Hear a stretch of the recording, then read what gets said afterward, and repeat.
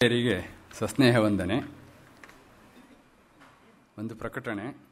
7/4/2016 ಗುರುವಾರ 6:30 ಮಾಸ್ತಿ ಅಧ್ಯಯನ ಪೀಠ ಮತ್ತು ಮಾಸ್ತಿ ವೆಂಕಟೇಶ್ ಅಯ್ಯಂಗಾರ್ ಜೀವನ ಕಾರ್ಯಾಲಯ ಟ್ರಸ್ಟ್ ದತ್ತಿ ಆಶ್ರಯದಲ್ಲಿ ಉಪನ್ಯಾಸ ಇದೆ.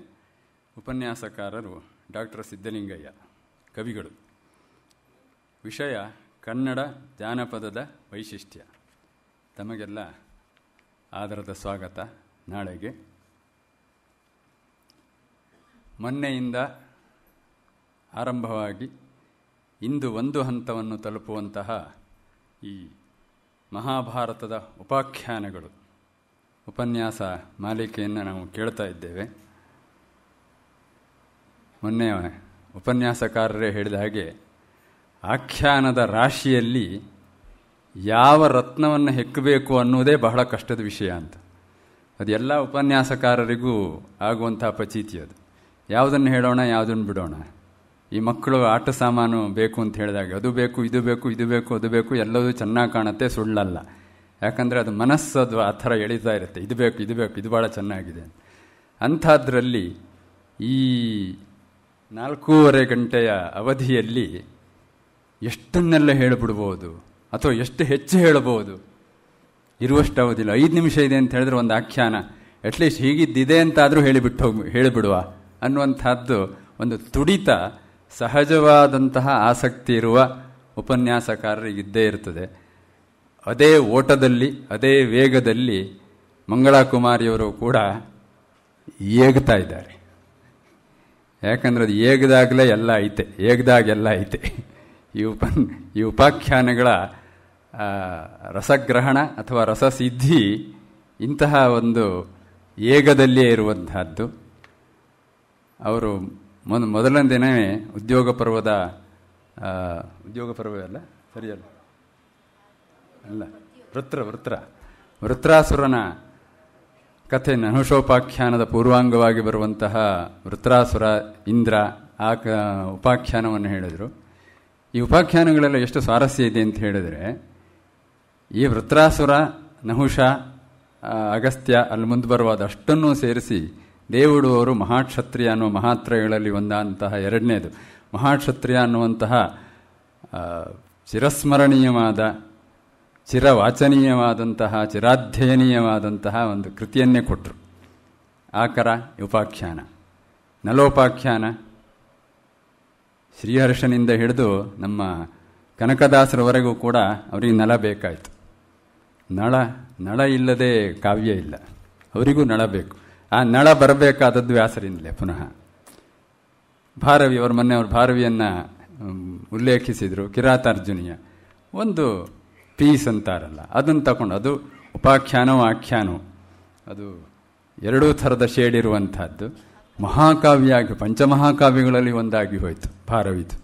ನೈಷಧೀಯ ಅಂದರೆ ಒಂದು ಉಪಾಖ್ಯಾನ ಮಹಾಕಾವ್ಯ ಆಗುತ್ತೆ. ಅದು ಕವಿಯ ಕುಸರಿಯೂ ಇದೆ.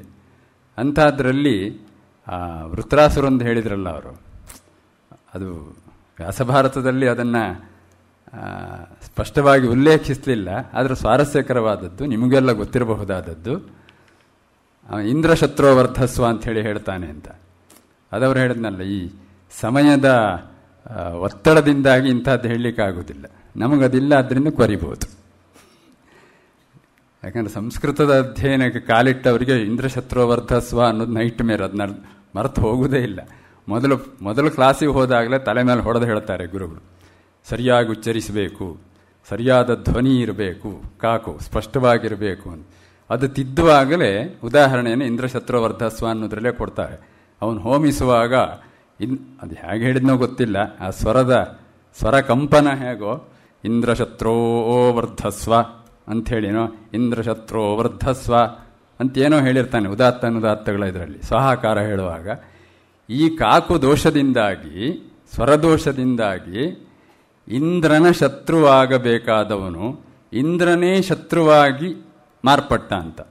ಅಂದರೆ ವೃತ್ರನಿಗೆ ಇಂದ್ರ ಶತ್ರುವಾದ ಅಲ್ಲ, ಇಂದ್ರನಿಗೆ ವೃತ್ರಶತ್ರುವಾದ, ವೃತ್ರನಿಗೆ ಇಂದ್ರ ಶತ್ರುವಾಗಲಿಲ್ಲ. ಅದು ವ್ಯಾಕರಣ ಪ್ರಕ್ರಿಯೆಯಲ್ಲಿ ಹೇಳೋದಿದ್ರೆ ಒಂದು ಬಹುವ್ರೀಹಿ ಸಮಾಸ, ಒಂದು ತತ್ಪುರುಷ ಸಮಾಸ ಅಂತ. ಇಂದ್ರಸ್ಯ ಶತ್ರು ಇಂದ್ರ ಏವ ಶತ್ರು ಯಸ್ಯ.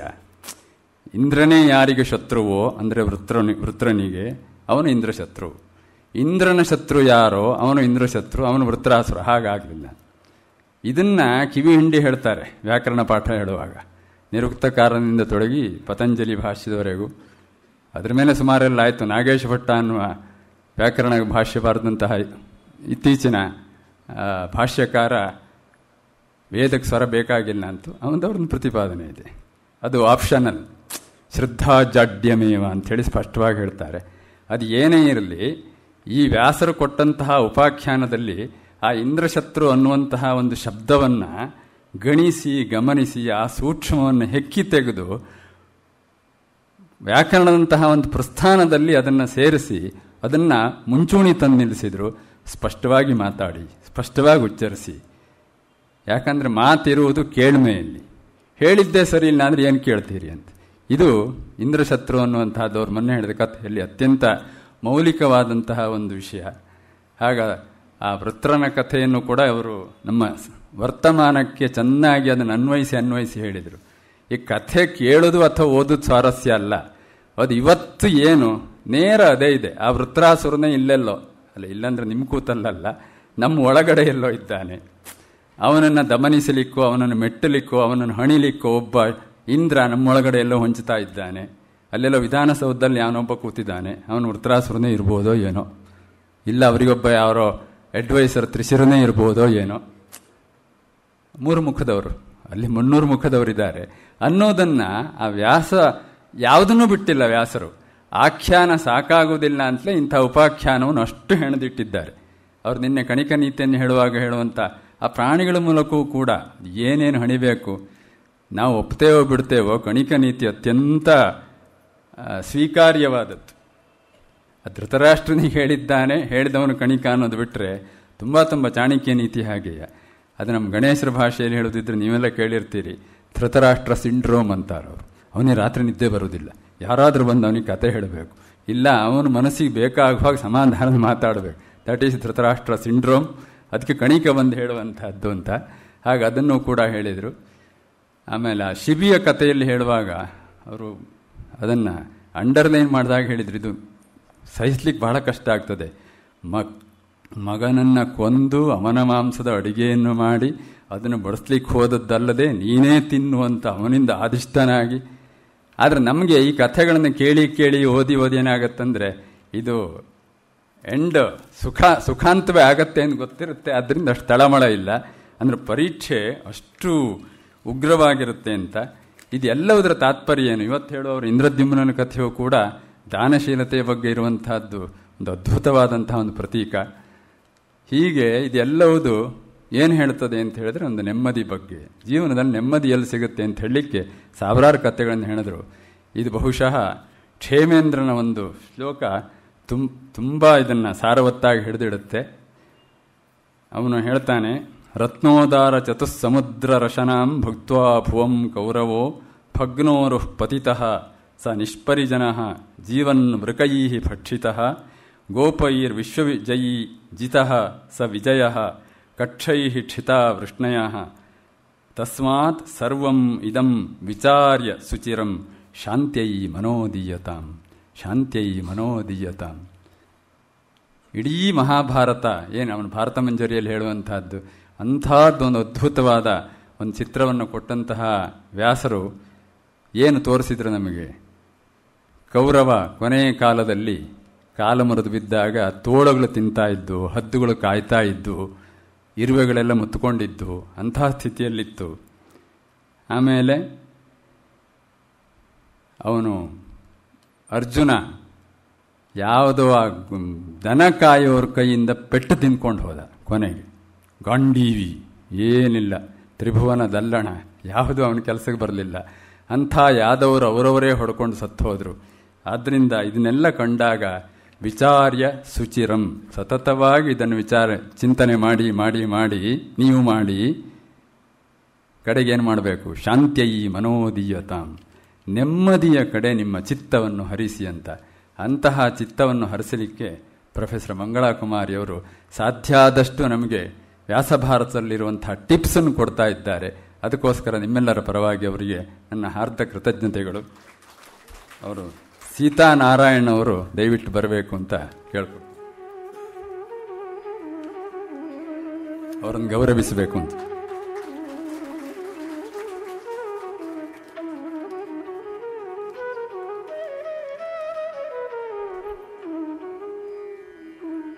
ಇಂತಹ ಒಂದು ಮನನೀಯವಾದ ಚಿಂತನೀಯವಾದ ಕಾರ್ಯಕ್ರಮವನ್ನು ಪ್ರಾಯೋಜಿಸಿದಂತಹ ನಿರ್ಮಲಾ ಜ್ಞಾಪಕೋಪನ್ಯಾಸ ನಿಧಿ ದತ್ತಿಯವರಿಗೆ ನಮ್ಮ ಹಾರ್ದಿಕವಾದಂತಹ ಧನ್ಯವಾದ. ನಿಮಗೆಲ್ಲರಿಗೂ ಹಾರ್ದಿಕವಾದಂತಹ ನಮನ. ಇದೀಗ ಉಪನ್ಯಾಸ ಆರಂಭವಾಗ್ತದೆ.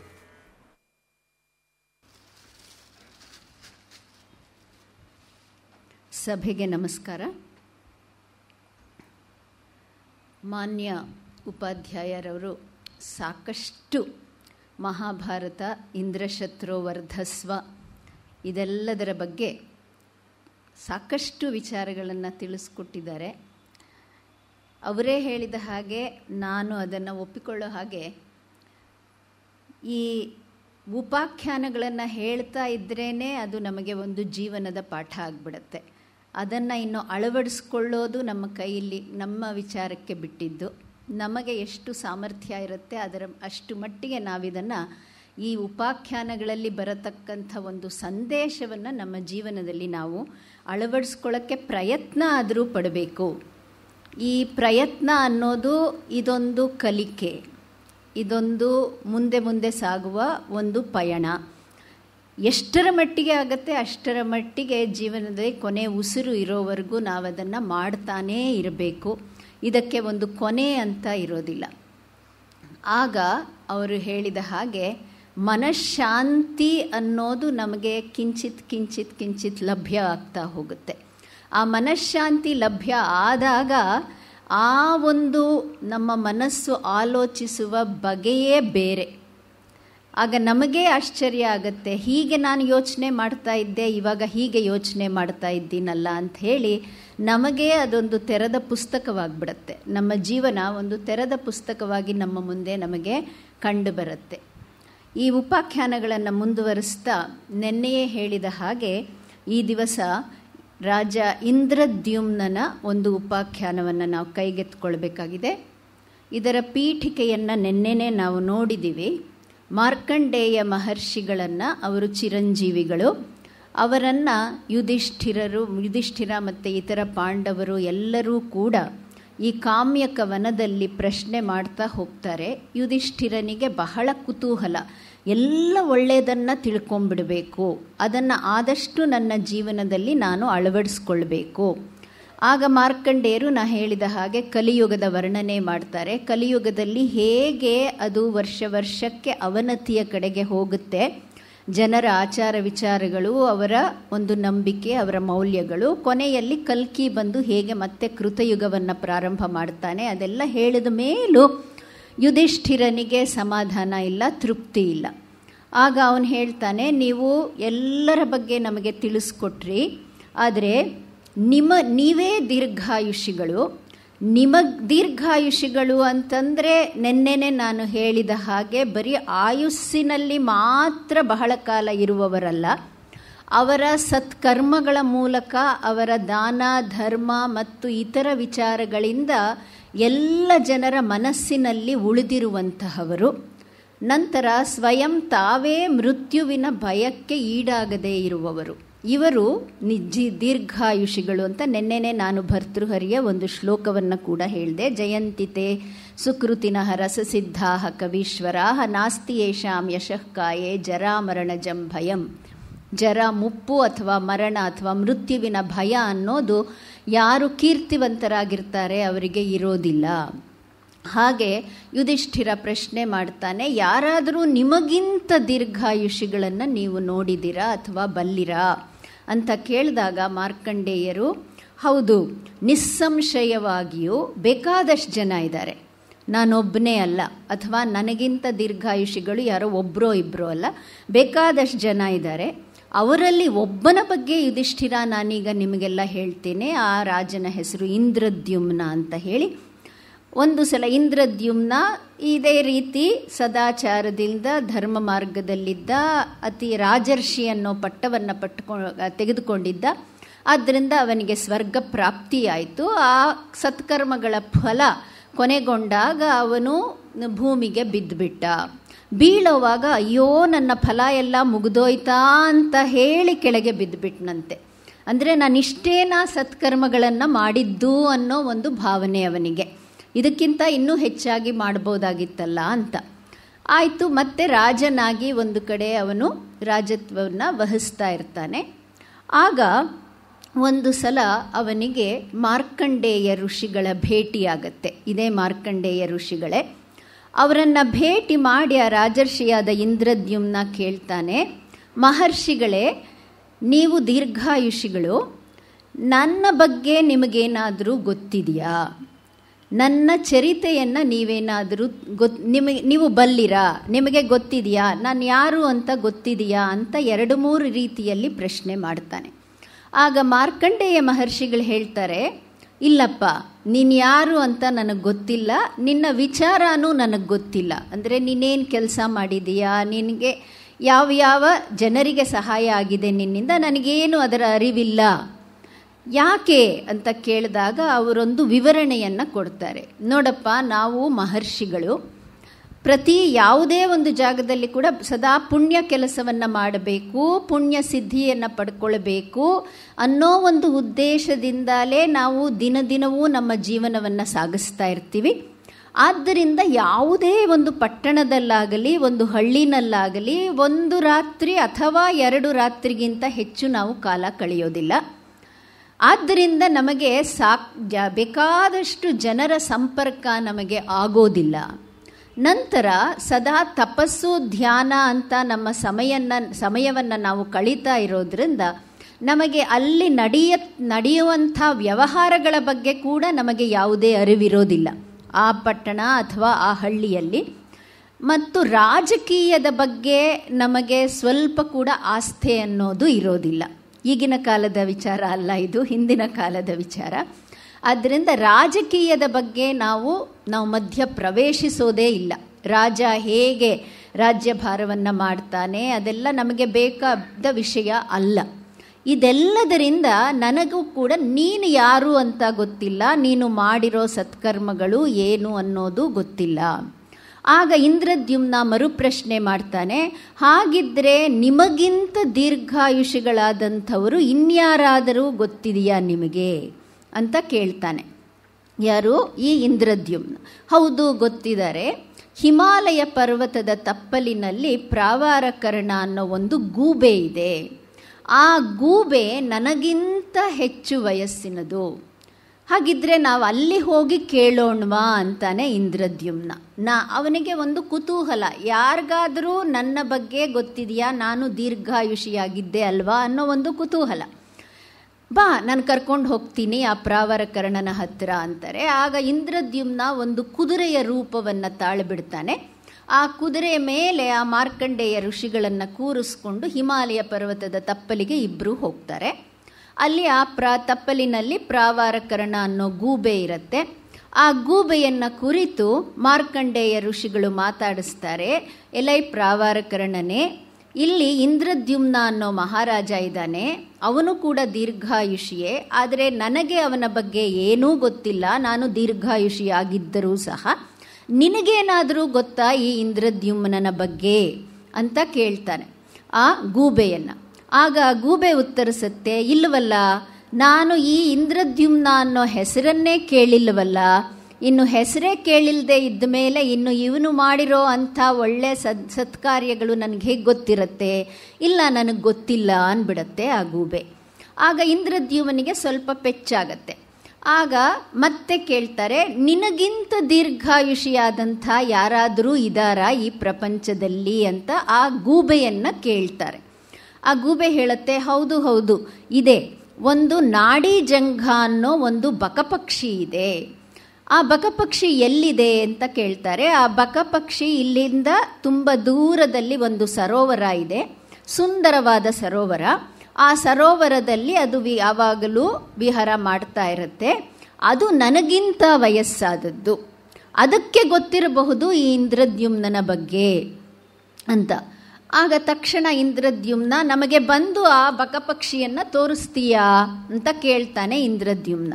ಆಯಿತು, ಖಂಡಿತ ತೋರಿಸ್ತೀನಿ, ನಾನು ಕರ್ಕೊಂಡು ಹೋದರೆ ತೋರಿಸ್ತೀನಿ ಅನ್ನತ್ತೆ ಆ ಗೂಬೆ. ಆಗ ಆ ಗೂಬೆಯನ್ನು ಮತ್ತು ಮಾರ್ಕಂಡೇಯರನ್ನು ಇಂದ್ರದ್ಯುಮ್ನ ಆ ಕುದುರೆ ಮೇಲೆ ಕೂರಿಸ್ಕೊಂಡು ಆ ಸರೋವರದ ಹತ್ತಿರ ಕರ್ಕೊಂಡು ಹೋಗುತ್ತೆ. ಆ ಗೂಬೆ ಕರ್ಕೊಂಡು ಹೋದಾಗ ಅಲ್ಲಿ ಆ ಬಕಪಕ್ಷಿಯನ್ನು ಈ ಗೂಬೆನೇ ಕರೆಯುತ್ತೆ. ಎಲೈ ನಾಡಿ ಜಂಘನೆ, ನೀ ಸ್ವಲ್ಪ ನಮಗೆ ನಿನ್ನ ದರ್ಶನವನ್ನು ಕೊಡು. ನನ್ನ ಜೊತೆ ಇಬ್ಬರು ಅತಿಥಿಗಳು ಬಂದಿದ್ದಾರೆ. ಅವರು ಒಬ್ಬ ಮಹಾರಾಜ ಇಂದ್ರದ್ಯುಮ್ನ, ಇನ್ನೊಬ್ಬರು ಮಾರ್ಕಂಡೇಯ ಮಹರ್ಷಿಗಳು. ಅವರು ನಿನ್ನನ್ನು ಏನೋ ಕೇಳಬೇಕಂತೆ, ನೀನು ಬಂದು ನಮಗೆ ಕಾಣಿಸ್ಕೋ. ಆಗ ಬಕಪಕ್ಷಿ ಆ ನಾಡಿ ಜಂಗ ಬರುತ್ತೆ. ಬಂದಾಗ ತಕ್ಷಣ ಬಹಳ ಉತ್ಸಾಹದಿಂದ ಕೇಳ್ತಾನೆ ಇಂದ್ರದ್ಯುಮ್ನ, ನಾನು ಯಾರು ಅಂತ ನಿನಗೆ ಗೊತ್ತಾ ಎಲೈ ಬಕಪಕ್ಷಿಯೇ? ಆಗ ಇಲ್ಲ, ನಾನು ಯಾವಾಗಲೂ ಈ ಹೆಸರನ್ನೂ ಕೇಳಿಲ್ಲ, ಈ ನಿನ್ನ ವಿಚಾರ ಕೂಡ ನನಗೆ ಗೊತ್ತಿಲ್ಲ, ನಾನು ದೀರ್ಘಾಯುಷಿಯಾದರೂ ನನಗೆ ನಿನ್ನ ಪರಿಚಯನೇ ಇಲ್ಲ. ಆಗ ಮತ್ತೆ ನಿರಾಶೆ ಆಗಿಬಿಡುತ್ತೆ ಇಂದ್ರದ್ಯುಮ್ನನಿಗೆ. ಅಯ್ಯೋ, ನನ್ನ ಬಗ್ಗೆ ಯಾರಿಗೂ ಗೊತ್ತೇ ಇಲ್ವಾ ಅಂತ. ಅಂದರೆ ಮನುಷ್ಯ ಕೂಡ ಪ್ರತಿಯೊಂದು ಸಲ ಕೂಡ ಒಂದೊಂದು ಕೆಲಸ ಮಾಡಿದಾಗ ಅಂದ್ಕೊಳ್ತಾನೆ ಅಥವಾ ಅಂದ್ಕೊಳ್ತಾಳೆ, ನೋಡಿದ್ಯಾ ನಾನಿಷ್ಟು ಮಾಡಿದೆ ಅಂದರೆ 4 ಜನಕ್ಕೆ ಗೊತ್ತಾಗುತ್ತಾ, ನನ್ನ ಹೆಸರು ಗೊತ್ತಿದೆಯಾ, ಈ ಸೋಷಿಯಲ್ ಮೀಡಿಯಾಗಳಲ್ಲಿ ಹಾಕ್ಕೊಳ್ಳೋದು ಇದೆಲ್ಲ ಈವಾಗಿನ ವಾಡಿಕೆ ತಾನೆ. ಆಗ ಯಾವ ಸೋಷಿಯಲ್ ಮೀಡಿಯಾನೂ ಇರಲಿಲ್ವಲ್ಲ. ಆವಾಗ ಬರೀ ಬಾಯಿಂದ ಬಾಯಿಗೆ, ಕಿವಿಯಿಂದ ಕಿವಿಗೆ ಎಲ್ಲ ವಿಚಾರಗಳು ತಲುಪಬೇಕಾಗಿತ್ತು.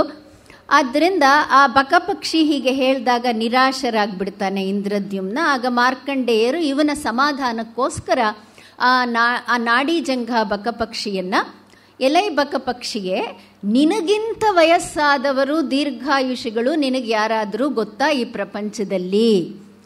ಗೊತ್ತಿದ್ರೆ ಹೇಳು ಅಂದರೆ, ಓ ಯಾತಕ್ಕಿಲ್ಲ, ಇದೇ ಸರೋವರದ ಕೆಳಗಡೆ ಒಂದು ಆಮೆ ಇದೆ, ಅದರ ಹೆಸರು ಅಕೂಪಾರ ಅಂತ ಹೇಳಿ. ಆ ಆಮೆ ನನಗಿಂತ ತುಂಬ ವಯಸ್ಸಿನಲ್ಲಿ ದೊಡ್ಡದು. ಅದಕ್ಕೆ ಈ ಇಂದ್ರದ್ಯುಮ್ನನ ಬಗ್ಗೆ ಗೊತ್ತಿರ್ಬೋದು, ಆದರೆ ನಾನು ಖಚಿತವಾಗಿ ಹೇಳಲಾರೆ ಅಂದ್ಬಿಡುತ್ತೆ ಆ ಬಕಪಕ್ಷಿ. ಹಾಗಿದ್ದರೆ ಆ ಆಮೆಯನ್ನು ಮೇಲಕ್ಕೆ ಬರೋ ಹಾಗೆ ನಿನಗೆ ಮಾಡೋಕ್ಕಾಗತ್ತಾ? ಅದು ಕೆಳಗಡೆ ಇರೋದ್ರಿಂದ ಅದು ಮೇಲಕ್ಕೆ ಬರೋ ಹಾಗೆ ಮಾಡೋಕ್ಕಾಗತ್ತಾ? ಆಗ ಆ ಬಕಪಕ್ಷಿ ಕರೆಯುತ್ತೆ, ಅಕೂಪಾರ ಮೇಲೆ ಬಾ, ನಿನ್ನನ್ನು ನೋಡಲಿಕ್ಕೆ ಯಾರೋ ಅತಿಥಿಗಳು ಬಂದಿದ್ದಾರೆ, ಮೇಲೆ ಬಾ. ಆ ಆಮೆ ಮೇಲೆ ಬರುತ್ತೆ. ಮೇಲೆ ಬಂದಾಗ ಈ ಮಾರ್ಕಂಡೇಯ ಮಹರ್ಷಿಗಳು ಕೇಳ್ತಾರೆ, ಎಲೈ ಅಕೂಪಾರನೇ, ನಿನಗೆ ಇಂದ್ರದ್ಯುಮ್ನ ಅನ್ನೋ ಮಹಾರಾಜನ ಬಗ್ಗೆ ಗೊತ್ತಾ ಅಂತ ಇಷ್ಟೇ ಪ್ರಶ್ನೆ ಮಾಡ್ತಾರೆ. ಆ ಇಂದ್ರದ್ಯುಮ್ನ ಅನ್ನೋ ಒಂದು ಹೆಸರು ಕಿವಿಗೆ ಬಿದ್ದೊಡನೆ ಆ ಆಮೆಯ ಕಣ್ಣಲ್ಲಿ ನೀರು ಸುರಿಯೋಕ್ಕೆ ಪ್ರಾರಂಭ ಆಗಿಬಿಡುತ್ತೆ.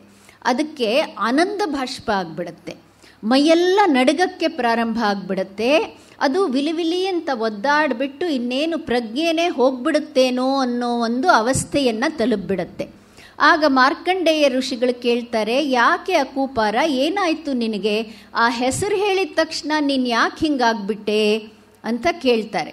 ಅದಕ್ಕೆ ಏನು ಹೇಳಲಿ, ಆ ಹೆಸರು ಹೇಳಿದ್ರೇ ನನಗಿಷ್ಟು ಆನಂದ ಬಾಷ್ಪ ಸುರಿತಾ ಇದೆ. ಆ ಮಹಾರಾಜ ರಾಜ್ಯ ಆಳ್ತಾ ಇದ್ದಾಗ ಇದ್ದವನು ನಾನು. ಅದೇನು ದಾನ, ಅದೇನು ಧರ್ಮ, ಅದೇನು ಪರೋಪಕಾರ, ಅದೆಷ್ಟು ತಪಸ್ಸು, ಅದೆಂಥ ಒಂದು ರಾಜ್ಯಾಡಳಿತ. ಆ ರೀತಿ ಜನ ಸುಖವಾಗಿರೋದನ್ನು ನಾನು ಇದುವರೆಗೂ ನೋಡಿಲ್ಲ. ಜನ ಆ ರಾಜನ ಒಂದು ಆಶ್ರಯದಲ್ಲಿ ನೆಮ್ಮದಿಯನ್ನು ಕಂಡಿದ್ದನ್ನು ನಾನು ಇದುವರೆಗೂ ಅನುಭವಿಸಿಲ್ಲ. ಆದ್ದರಿಂದ ಅವನ ಹೆಸರು ಹೇಳಿದ್ರೇ ನನಗೆ ಕಣ್ಣಲ್ಲಿ ನೀರು ಬಂದ್ಬಿಡ್ತು ಅಂತ ಹೇಳುತ್ತೆ ಆ ಆಮೆ. ಎಷ್ಟರ ಮಟ್ಟಿಗೆ ಅವನು ದಾನವನ್ನು ಮಾಡ್ತಾ ಇದ್ದ ಅಂದರೆ, ಸಪಾತ್ರರಿಗೆ ದಾನವನ್ನು, ಗೋವುಗಳನ್ನು ಕೊಟ್ಟು ಕೊಟ್ಟು ಕೊಟ್ಟು ಆ ಗೋವುಗಳು ಈ ಪ್ರದೇಶದಲ್ಲಿ ಓಡಾಡ್ತಾ ಇದ್ವು. ಅವುಗಳ ಗೊರಸಿನ ಆಘಾತದಿಂದ ಈ ಸರೋವರ ಸೃಷ್ಟಿಯಾಯಿತು ಅಂತ ಹೇಳುತ್ತೆ ಆಮೆ. ಅದರಿಂದ ಒಂದು ಸರೋವರನೇ ಸೃಷ್ಟಿಯಾಯಿತು. ಆ ಸರೋವರದಲ್ಲಿ ಈಗ ಸಾವಿರಾರು ಪಕ್ಷಿಗಳು ವಿಹಾರ ಮಾಡುತ್ತವೆ, ತಮ್ಮ ಜೀವನವನ್ನು ನಡೆಸತ್ವೆ. ನೀರಿನ ಒಳಗಡೆ ಸಾವಿರಾರು ಪ್ರಾಣಿಗಳು ವಾಸ ಮಾಡುತ್ತವೆ. ಎಷ್ಟು ಜನರಿಗೆ ಆಶ್ರಯವನ್ನು ನೀಡಿದ. ಆದರೆ ಆ ಸರೋವರ ಹುಟ್ಟೋದಕ್ಕೆ ಕಾರಣ ಆ ಇಂದ್ರದ್ಯುಮ್ನಾನೇ. ಅವನು ಮಾಡಿದ ದಾನನೇ ಅದಕ್ಕೆ ಕಾರಣ ಅಂತ ಹೇಳುತ್ತೆ ಆ ಆಮೆ. ಹೌದಾ, ಹಾಗಿದ್ರೆ ಆ ಇಂದ್ರದ್ಯುಮ್ನೇ ಇವನು ಅಂತ ಮಾರ್ಕಂಡೇಯ ಮಹರ್ಷಿಗಳು ಇಂದ್ರದ್ಯುಮ್ನನ್ನು ತೋರಿಸ್ತಾರೆ. ಈಗ ಇಂದ್ರದ್ಯುಮ್ನಿಗೆ ತುಂಬ ಸಂತೋಷ ಆಗ್ಬಿಡುತ್ತೆ. ಅಬ್ಬಾ, ಕೆಲವರಾದರೂ ಸ್ಮರಿಸ್ಕೊಳ್ತಾ ಇದ್ದಾರಲ್ಲ, ಆದ್ದರಿಂದ ಈಗ ನನಗೆ ತೃಪ್ತಿ ಆಯಿತು ಅಂತ ತುಂಬ ಸಂತೋಷ ಪಟ್ಟುಬಿಡ್ತಾನೆ. ಈ ಆಮೆ ಹೇಳಿದ ವಿಚಾರದಿಂದ ಮಾರ್ಕಂಡೇಯ ಮಹರ್ಷಿಗಳು ಕೂಡ ಅವನಿಗೆ ಹರಸ್ತಾರೆ, ಆಶೀರ್ವಾದವನ್ನು ಮಾಡ್ತಾರೆ. ಇದು ನಿಜವಾದ ದೀರ್ಘಾಯುಷಿ ಅನ್ನೋದರ ಅರ್ಥ. ಅಂದರೆ ನಾವು ಹೋದ ಮೇಲೂ ನೂರಾರು ಸಾವಿರಾರು ವರ್ಷಗಳವರೆಗೆ ಆ ಹೆಸರು ಅಮರವಾಗಿರಬೇಕು, ಅವರು ಮಾಡಿರೋ ಕೆಲಸ ಅಮರವಾಗಿರಬೇಕು. ಅಂಥ ಕೆಲಸಗಳನ್ನು ಇಂದ್ರದ್ಯುಮ್ನ ಮಾಡಿ ತನಗೆ ದೀರ್ಘಾಯುಷಿ ಪಟ್ಟವನ್ನು ಪಡೆದುಕೊಂಡ. ಆಗ ತಕ್ಷಣ ಇದೆಲ್ಲ ಆಗೋ ಅಷ್ಟೊತ್ತಿಗೆ ದೇವತೆಗಳು ಕಾಣಿಸ್ಕೊಂಡು ಅವನ ಮೇಲೆ ಪುಷ್ಪವೃಷ್ಟಿಯನ್ನು ಮಾಡಿ ಒಂದು ಪುಷ್ಪಕ ವಿಮಾನವನ್ನು ಕಳಿಸ್ಕೊಡ್ತಾರೆ. ಆಯಿತು ಇಂದ್ರದ್ಯುಮ್ನ, ನಿನಗೀಗ ಸಂತೋಷ ಆಯ್ತಲ್ಲ, ಬಾ, ಮತ್ತೆ ನೀನು ಸ್ವರ್ಗಲೋಕ ನಿನಗೆ ಪ್ರಾಪ್ತಿಯಾಗಿದೆ, ಬಾ ವಾಪಸ್ಸು ಸ್ವರ್ಗಕ್ಕೆ ಅಂತ ಕರೀತಾರೆ ಎಲ್ಲ ದೇವತೆಗಳು. ಆಗ ಇಂದ್ರದ್ಯುಮ್ನ ಹೇಳ್ತಾನೆ, ನಾನು ಬರ್ತೀನಿ, ನನಗೆ ಖಂಡಿತ ಬರ್ತೀನಿ, ಆದರೆ ನಾನು ಈ ಗೂಬೆ ಮತ್ತು ಮಾರ್ಕಂಡೇಯ ಋಷಿಗಳನ್ನು ಬಹಳ ದೂರದಿಂದ ಇಲ್ಲಿವರೆಗೆ ಕರ್ಕೊಂಬಂದ್ಬಿಟ್ಟಿದ್ದೀನಿ. ಈಗ ಅವರನ್ನು ಮಧ್ಯೆ ಕೈ ಬಿಡೋ ಹಾಗಿಲ್ಲ ನಾನು, ಅದು ನನ್ನ ಧರ್ಮ ಅಲ್ಲ. ಈ ಪುಷ್ಪಕ ವಿಮಾನ ಇಲ್ಲೇ ಇರಲಿ, ನಾನು ವಾಪಸ್ಸು ಇವರಿಬ್ಬರನ್ನು ಕರ್ಕೊಂಡು ಹೋಗಿ ಅವರವರ ಜಾಗದಲ್ಲಿ ಅವರನ್ನು ಮತ್ತೆ ತಲುಪಿಸಿ ಮತ್ತೆ ಇಲ್ಲಿಗೆ ಬರ್ತೀನಿ, ಆವಾಗ ಪುಷ್ಪಕ ವಿಮಾನದಲ್ಲಿ ಬಂದು ನಿಮ್ಮನ್ನು ಸೇರ್ತೀನಿ ಅಂತ. ಹಾಗೇ ಆಗಲಿ, ತಥಾಸ್ತು ಅಂತಾರೆ ದೇವತೆಗಳು. ಆಗ ಇಂದ್ರದ್ಯುಮ್ನ ಆ ಕುದುರೆಯ ರೂಪವನ್ನು ತಾಳಿ ಮತ್ತೆ ಮಾರ್ಕಂಡೇಯ ಋಷಿಗಳನ್ನು ಮತ್ತೆ ಆ ಪ್ರಾವಾರಕರಣ ಗೂಬೆಯನ್ನು ಕರ್ಕೊಂಡು ಹೋಗ್ತಾನೆ. ಹಿಮಾಲಯ ಪರ್ವತಕ್ಕೆ ಹೋಗಿ ಆ ಗೂಬೆಯನ್ನು ಅದರ ಸ್ಥಳದಲ್ಲಿ ವಾಪಸ್ಸು ಬಿಟ್ಟು ಮತ್ತೆ ಮಾರ್ಕಂಡೇಯ ಋಷಿಗಳನ್ನು ತನ್ನ ರಾಜಧಾನಿಗೆ ಕರೆದುಕೊಂಡು ಬಂದು ಬಿಟ್ಟು ಮತ್ತೆ ಆ ಸರೋವರದ ಹತ್ತಿರ ಹೋಗಿ ಆ ಪುಷ್ಪಕ ವಿಮಾನವನ್ನು ಹತ್ತಿ ಅವನು ಸ್ವರ್ಗ ಪ್ರಾಪ್ತಿ ಮಾಡಿಕೊಳ್ತಾನೆ. ಇದೊಂದು ಚಿಕ್ಕ ಕಥೆ, ಆದರೆ ಇದರಲ್ಲಿರೋ ಸಂದೇಶ ಮಾತ್ರ ಅಗಾಧವಾದದ್ದು. ಅಂದರೆ ಸತ್ಕರ್ಮಗಳನ್ನು ಮಾಡಬೇಕು, ಫಲಾಪೇಕ್ಷೆ ಇಲ್ಲದೆ ಮಾಡಬೇಕು, ನಂತರ ನಮ್ಮ ಹೆಸರು ಅಮರವಾಗಿರಬೇಕು. ಆ ಕೆಲಸಗಳ ಮೂಲಕ, ನಮ್ಮ ಒಂದು ರೂಪದ ಮೂಲಕ ಅಲ್ಲ, ಅಥವಾ ನಮ್ಮ ಒಂದು ದೈಹಿಕ ಉಪಸ್ಥಿತಿಯ ಮೂಲಕ ಅಲ್ಲ, ನಮ್ಮ ಕೆಲಸಗಳು ನಾವೇನು ಅನ್ನೋದನ್ನು ತೋರಿಸ್ಬೇಕು. ತೋರಿಸೋದಕ್ಕಿಂತ ಹೆಚ್ಚಾಗಿ ಆ ಕೆಲಸಗಳಿಂದ ಸಮಾಜಕ್ಕೆ ಒಳಿತಾಗಬೇಕು. ಅದು ಈ ಕಥೆಯ ಒಂದು ಮೂಲ ಸಂದೇಶ. ಆಗ ಪ್ರತಿಯೊಬ್ಬರೂ ಕೂಡ ದೀರ್ಘಾಯುಷಿಗಳಾಗಿರ್ತಾರೆ. ಈ ಒಂದು ಕಥೆಯನ್ನು ಮಾರ್ಕಂಡೇಯ ಋಷಿಗಳು ಯುಧಿಷ್ಠಿರನಿಗೆ ಹೇಳಿ, ನೀನು ಕೂಡ ಯುಗಾಂತರಗಳವರೆಗೆ ಈ ರೀತಿಯಾಗಿ ಒಬ್ಬ ಚಿರಂಜೀವಿಯಾಗುವ ಅರ್ಹತೆಯನ್ನು ಪಡ್ಕೊಂಡಿದ್ದೀಯಾ ಯುಧಿಷ್ಠಿರ. ನೀನೊಬ್ಬ ಧರ್ಮಾತ್ಮ, ನಿನ್ನಲ್ಲಿ ಲೋಭ ಇಲ್ಲ, ಅರಿಷಡ್ವರ್ಗಗಳನ್ನು ಗೆದ್ದಿರುವವನು. ಆದ್ದರಿಂದ ಆ ಇಂದ್ರದ್ಯುಮ್ನ ರೀತಿಯಲ್ಲಿ ನೀನು ಕೂಡ ಈ ಒಂದು ಚಿರಂಜೀವಿ ಪದವಿಯನ್ನು ಪಡ್ಕೊಳ್ಳಬಹುದು ಅಂತ ಯುಧಿಷ್ಠಿರ ಮತ್ತು ಇತರ ಪಾಂಡವರನ್ನು ಹರಸಿ ಅವರು ಮುಂದಿನ ಕಥೆ, ಬೇಕಾದಷ್ಟು ಕಥೆಗಳು ಮುಂದೆ ಸಾಕ್ಕೊಳ್ತಾ ಹೋಗುತ್ತವೆ. ಇದು ಈ ಒಂದು ಚಿಕ್ಕ ಉಪಾಖ್ಯಾನ, ಆದರೆ ಅಗಾಧವಾದ ಒಂದು ಸಂದೇಶವನ್ನು ಹೊತ್ತಿರುವಂಥದ್ದು. ಈಗ ಮುಂದಿನ ಉಪಾಖ್ಯಾನ ನನ್ನ ಅಭಿಪ್ರಾಯ ಇದು. ನಾವು ಈ ಇಡೀ ಮಹಾಭಾರತದಲ್ಲಿ ಬೇಕಾದಷ್ಟು ಉಪಾಖ್ಯಾನಗಳಿವೆ. ಅದರಲ್ಲಿ ಅದು ಯಾಕೋ ಏನೋ ಕೆಲವು ಉಪಾಖ್ಯಾನಗಳು ಬಹಳ ಪ್ರಸಿದ್ಧವಾಗಿಬಿಟ್ಟಿವೆ. ಸತ್ಯವಾನ್ ಸಾವಿತ್ರಿ ಇರಬಹುದು, ನಳ ಉಪಾಖ್ಯಾನ ಇರಬಹುದು, ಯಯಾತಿಯ ಉಪಾಖ್ಯಾನ ಇರ್ಬೋದು, ಚ್ಯವನ ಮಹರ್ಷಿಗಳ ಉಪಾಖ್ಯಾನ ಇರ್ಬೋದು. ಹೀಗೆ ಅನೇಕ ಉಪಾಖ್ಯಾನಗಳು ಬಹಳ ಪ್ರಸಿದ್ಧಿ, ಬಹಳ ಜನಪ್ರಿಯತೆಯನ್ನು ಪಡೆದುಕೊಂಡ್ಬಿಟ್ಟಿವೆ. ಆದರೆ ಕೆಲವು ಉಪಾಖ್ಯಾನಗಳಿವೆ ಅದರಷ್ಟೇ ಮಹತ್ವಪೂರ್ಣವಾದದ್ದು, ನಾನು ಹೇಳಿದಂಥ ಉಪಾಖ್ಯಾನಗಳಷ್ಟೇ. ಆದರೆ ಅದು ಯಾಕೋ ಏನೋ ಜನರ ಬಾಯಲ್ಲಿ ಅದು ಮತ್ತೆ ಮತ್ತೆ ಕೇಳೋದಕ್ಕೆ ಸಿಗ್ತಾ ಇಲ್ಲ. ಆ ರೀತಿಯ ಒಂದು ಉಪಾಖ್ಯಾನ ನನ್ನ ಅಭಿಪ್ರಾಯದಲ್ಲಿ ಅನಿಸಿದ್ದು, ಇಕ್ಷ್ವಾಕು ವಂಶದಲ್ಲಿ ಒಬ್ಬ ಪರೀಕ್ಷಿತ ಅಂತ ಇದು ಮಹಾಭಾರತದ ಪರೀಕ್ಷಿತ ಅಲ್ಲ, ಇಕ್ಷ್ವಾಕು ವಂಶದಲ್ಲಿ ಒಬ್ಬ ಪರೀಕ್ಷಿತ ಮಹಾರಾಜ ಅಂತ ಇರ್ತಾನೆ. ಅವನ ಉಪಾಖ್ಯಾನ ಇದು. ಸ್ವಲ್ಪ ದೊಡ್ಡದಾದದ್ದೇ ಉಪಾಖ್ಯಾನ. ಆದ್ದರಿಂದ ಆ ಒಂದು ಇದು ಕೂಡ ವನಪರ್ವದಲ್ಲೇ ಬರುವಂಥದ್ದು. ಇದನ್ನು ಕೂಡ ಕಾಮ್ಯಕವನದಲ್ಲಿ ಮಾರ್ಕಂಡೇಯ ಋಷಿಗಳೇ ಹೇಳುವಂಥದ್ದು. ಈ ಒಂದು ಉಪಾಖ್ಯಾನ ಎಲ್ಲ ರೀತಿಯಲ್ಲಿ ನಮಗೆ ಪಾಠವನ್ನು ಕಲಿಸ್ಕೊಡುತ್ತೆ ಅನ್ನೋದು ನನ್ನ ಒಂದು ಅನಿಸಿಕೆ.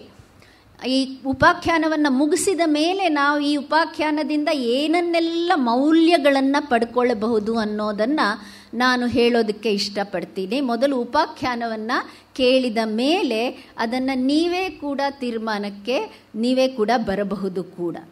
ಈ ಉಪಾಖ್ಯಾನ ಮತ್ತು ಯುಧಿಷ್ಠಿರ ಮಾರ್ಕಂಡೇಯ ಮಹರ್ಷಿಗಳನ್ನು ಕ್ಷತ್ರಿಯರ ಬಗ್ಗೆ ಸಾಕಷ್ಟು ತಿಳಿಸ್ಕೊಟ್ರಿ.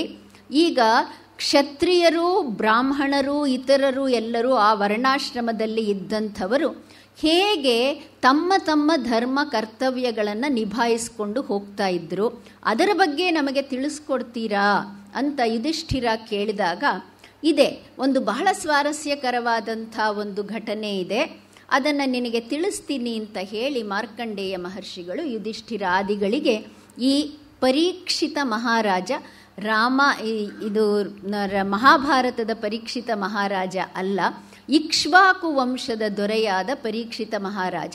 ಅವನು ಅಯೋಧ್ಯೆಯಲ್ಲಿ ರಾಜ್ಯಭಾರವನ್ನು ಮಾಡ್ತಾ ಇದ್ದ. ಅವನು ಒಮ್ಮೆ, ಆದರೆ ಎಲ್ಲರಿಗೂ ಒಂದು ಒಳ್ಳೆಯ ಗುಣಗಳಿರೋ ಹಾಗೇನೆ ಕೆಲವು ದುರ್ಗುಣಗಳು ಇದ್ದೇ ಇರತ್ವೆ. ಯಾರು ಕೂಡ ಪರಿಪೂರ್ಣರಲ್ಲ. ಆದ್ದರಿಂದ ಇನ್ನು ಕ್ಷತ್ರಿಯರು ಅಂದಮೇಲೆ ರಜೋಗುಣ ಜಾಸ್ತಿನೇ ಇರಬೇಕು. ಆದ್ದರಿಂದ ಆ ರಜೋಗುಣದ ಒಂದು ಪರಿಣಾಮದಿಂದಾಗಿ ಇವನಿಗೆ ಸ್ವಲ್ಪ ಬೇಟೆಯಾಡುವ ಹುಚ್ಚು ಜಾಸ್ತಿ ಇತ್ತು. ಈ ಪರೀಕ್ಷಿತ ಮಹಾರಾಜನಿಗೆ ಕಾಡಿಗೆ ಹೋಗಿ ಬೇಟೆಯಾಡುವಂಥ ಒಂದು ಹುಚ್ಚು, ಮತ್ತು ಸ್ವಲ್ಪ ಸ್ತ್ರೀಲೋಲುಪ, ಸ್ತ್ರೀ ವ್ಯಾಮೋಹ ಜಾಸ್ತಿ ಇತ್ತು ಇವನಿಗೆ.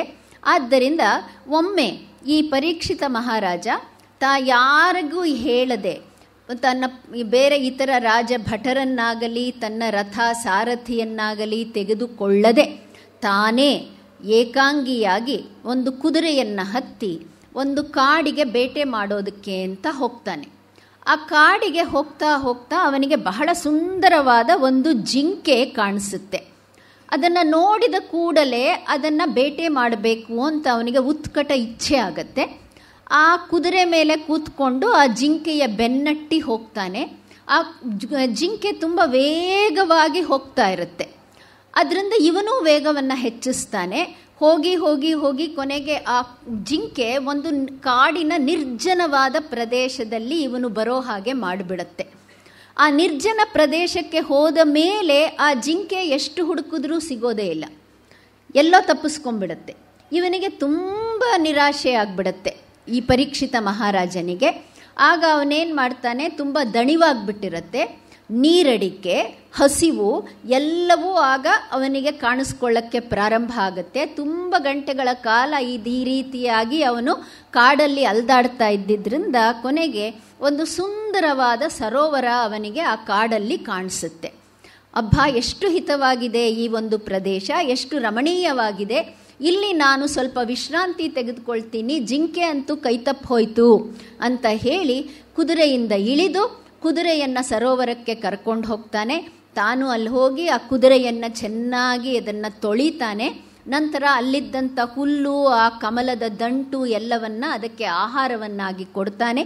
ಅದನ್ನು ಮರದ ಕೆಳಗೆ ವಿಶ್ರಾಂತಿ ತೆಗೆದುಕೊಳ್ಳಕ್ಕೆ ಅಂಥೇಳಿ ಆ ಕುದುರೆಯನ್ನು ಅಲ್ಲಿ ಬಿಡ್ತಾನೆ.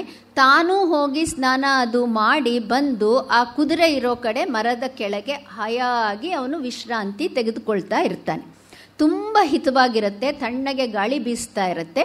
ಹಾಗೆಯೇ ಅವನು ಅರ್ಧಂಬರ್ಧ ನಿದ್ರಾ ಪರವಶನಾಗಿದ್ದಾಗ ಸುಂದರವಾದ ಮಧುರವಾದ ಒಂದು ಸಂಗೀತದ ಧ್ವನಿ ಅವನ ಕಿವಿಯ ಮೇಲೆ ಬೀಳುತ್ತೆ. ಯಾರೋ ಸಂಗೀತ, ಒಬ್ಬ ಹೆಂಗಸು ಸಂಗೀತ ಹಾಡಿಕೊಂಡು ಬರ್ತಾ ಇರೋ ಹಾಗೆ ಕೇಳಿಸುತ್ತೆ. ಈ ನಿರ್ಜನವಾದ ಪ್ರದೇಶದಲ್ಲಿ ಇದು ಯಾರು ಇಲ್ಲಿ ಸಂಗೀತ, ಅದು ಒಬ್ಬ ಸ್ತ್ರೀ ಸಂಗೀತ ಹಾಡಿಕೊಂಡು ಬರ್ತಾ ಇರೋದು ಅಂತ ಕಣ್ಣು ಬಿಟ್ಟು ನೋಡ್ತಾನೆ. ಬಹಳ ಚೆಲುವೆ, ಅತಿ ಸುಂದರಿ ಒಬ್ಬ ಹೆಂಗಸು ಇವನಿರೋ ಕಡೆಗೇನೆ ಸಂಗೀತ ಹಾಡಿಕೊಂಡು ಬರ್ತಾಳೆ. ಅವಳಾಗವಳು ಇವನೇನು ಕರೆಯೋದಿಲ್ಲ ಆಕೆಯನ್ನು, ಅವಳಾಗವಳೇ ಇವನ ಹತ್ತಿರ ಬರ್ತಾಳೆ. ಹತ್ತಿರ ಬಂದ ಹಾಗೆ ಅವಳ ಸೌಂದರ್ಯ ಇವನನ್ನು ಮತ್ತಷ್ಟು ಆಕರ್ಷಿಸಿಬಿಡುತ್ತೆ.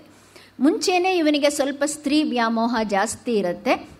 ಅದರಿಂದ ಕೇಳ್ತಾನೆ, ನೀನು ಯಾರು, ಎಲ್ಲಿಂದ ಬಂದೆ, ಯಾವ ಊರವಳು ಅಂತ ಎಲ್ಲ ಕೇಳಿದಾಗ ಅವಳು ಯಾವುದಕ್ಕೂ ಉತ್ತರ ಕೊಡಲ್ಲ. ನಾನೊಬ್ಬ ಕನ್ಯೆ ಅಂತ ಮಾತ್ರ ಹೇಳ್ತಾಳೆ. ಇನ್ನೇನು ಹೇಳಲ್ಲ ಅವಳು, ಯಾರ ಮಗಳು ಏನೂ ಹೇಳಲ್ಲ. ಆ ಕನ್ಯೆ ಅನ್ನೋ ಪದ ಕಿವಿಗೆ ಬಿದ್ದ ತಕ್ಷಣ ಇವನಿಗೆ ಇನ್ನಷ್ಟು ಚುರುಕಾಗ್ಬಿಡತ್ತೆ. ಅಂದರೆ ಅವಿವಾಹಿತಳು ಅನ್ನೋದು ಅವನಿಗೆ ಖಾತ್ರಿ ಆಗತ್ತೆ.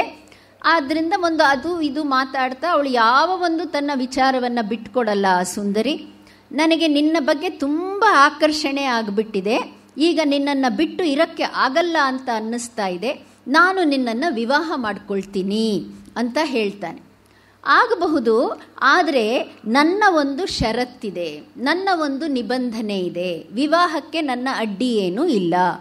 ಏನದು ನಿನ್ನ ನಿಬಂಧನೆ ಅಂದರೆ, ನ ಉದಕಮ್ಮೇ ದರ್ಶಿತವ್ಯಂ, ನಾನು ವಿವಾಹ ಮಾಡ್ಕೊಳ್ತೀನಿ, ಆದರೆ ನೀನೆಲ್ಲೂ ಜಲಸ್ಥಾನಕ್ಕೆ ನನ್ನನ್ನು ಕರ್ಕೊಂಡು ಹೋಗಬಾರ್ದು, ನಾನಿರೋ ಕಡೆ ಯಾವುದೇ ನೀರಿನ ಯಾವುದೇ ಮೂಲ ಇರಬಾರದು, ನನ್ನನ್ನು ನೀನು ಆ ರೀತಿ ನೋಡಿಕೊಳ್ಳೋ ಹಾಗಿದ್ದರೆ ನಾನು ನಿನ್ನನ್ನು ವಿವಾಹ ಆಗ್ತೀನಿ, ನೀನು ಈ ನಿಬಂಧನೆಯನ್ನು ಮುರಿದರೆ ನಾನು ಅದೃಶ್ಯ ಆಗಿಬಿಡ್ತೀನಿ ಅಂತ ಹೇಳ್ತಾಳೆ.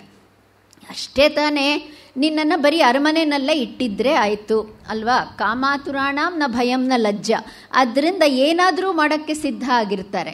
ಆದ್ದರಿಂದ ಅವನು ಆಯಿತು ನಾನು ಒಪ್ಕೊಳ್ತೀನಿ, ನಿನಗೆ ನೀರಿನ ಸ್ಥಾನವನ್ನೇ ನಾನು ತೋರಿಸೋದಿಲ್ಲ, ನಿನ್ನನ್ನು ನಾನು ಬಹಳ ಚೆನ್ನಾಗಿ ನಿನ್ನನ್ನು ನಾನು ಆರೈಕೆ ಮಾಡ್ತೇನೆ ಬಾ ಅಂತಾನೆ. ಅವಳು ಒಪ್ಕೊಳ್ತಾಳೆ. ಅಲ್ಲೇ ಗಾಂಧರ್ವ ವಿವಾಹ ಆಗೋಗ್ಬಿಡತ್ತೆ.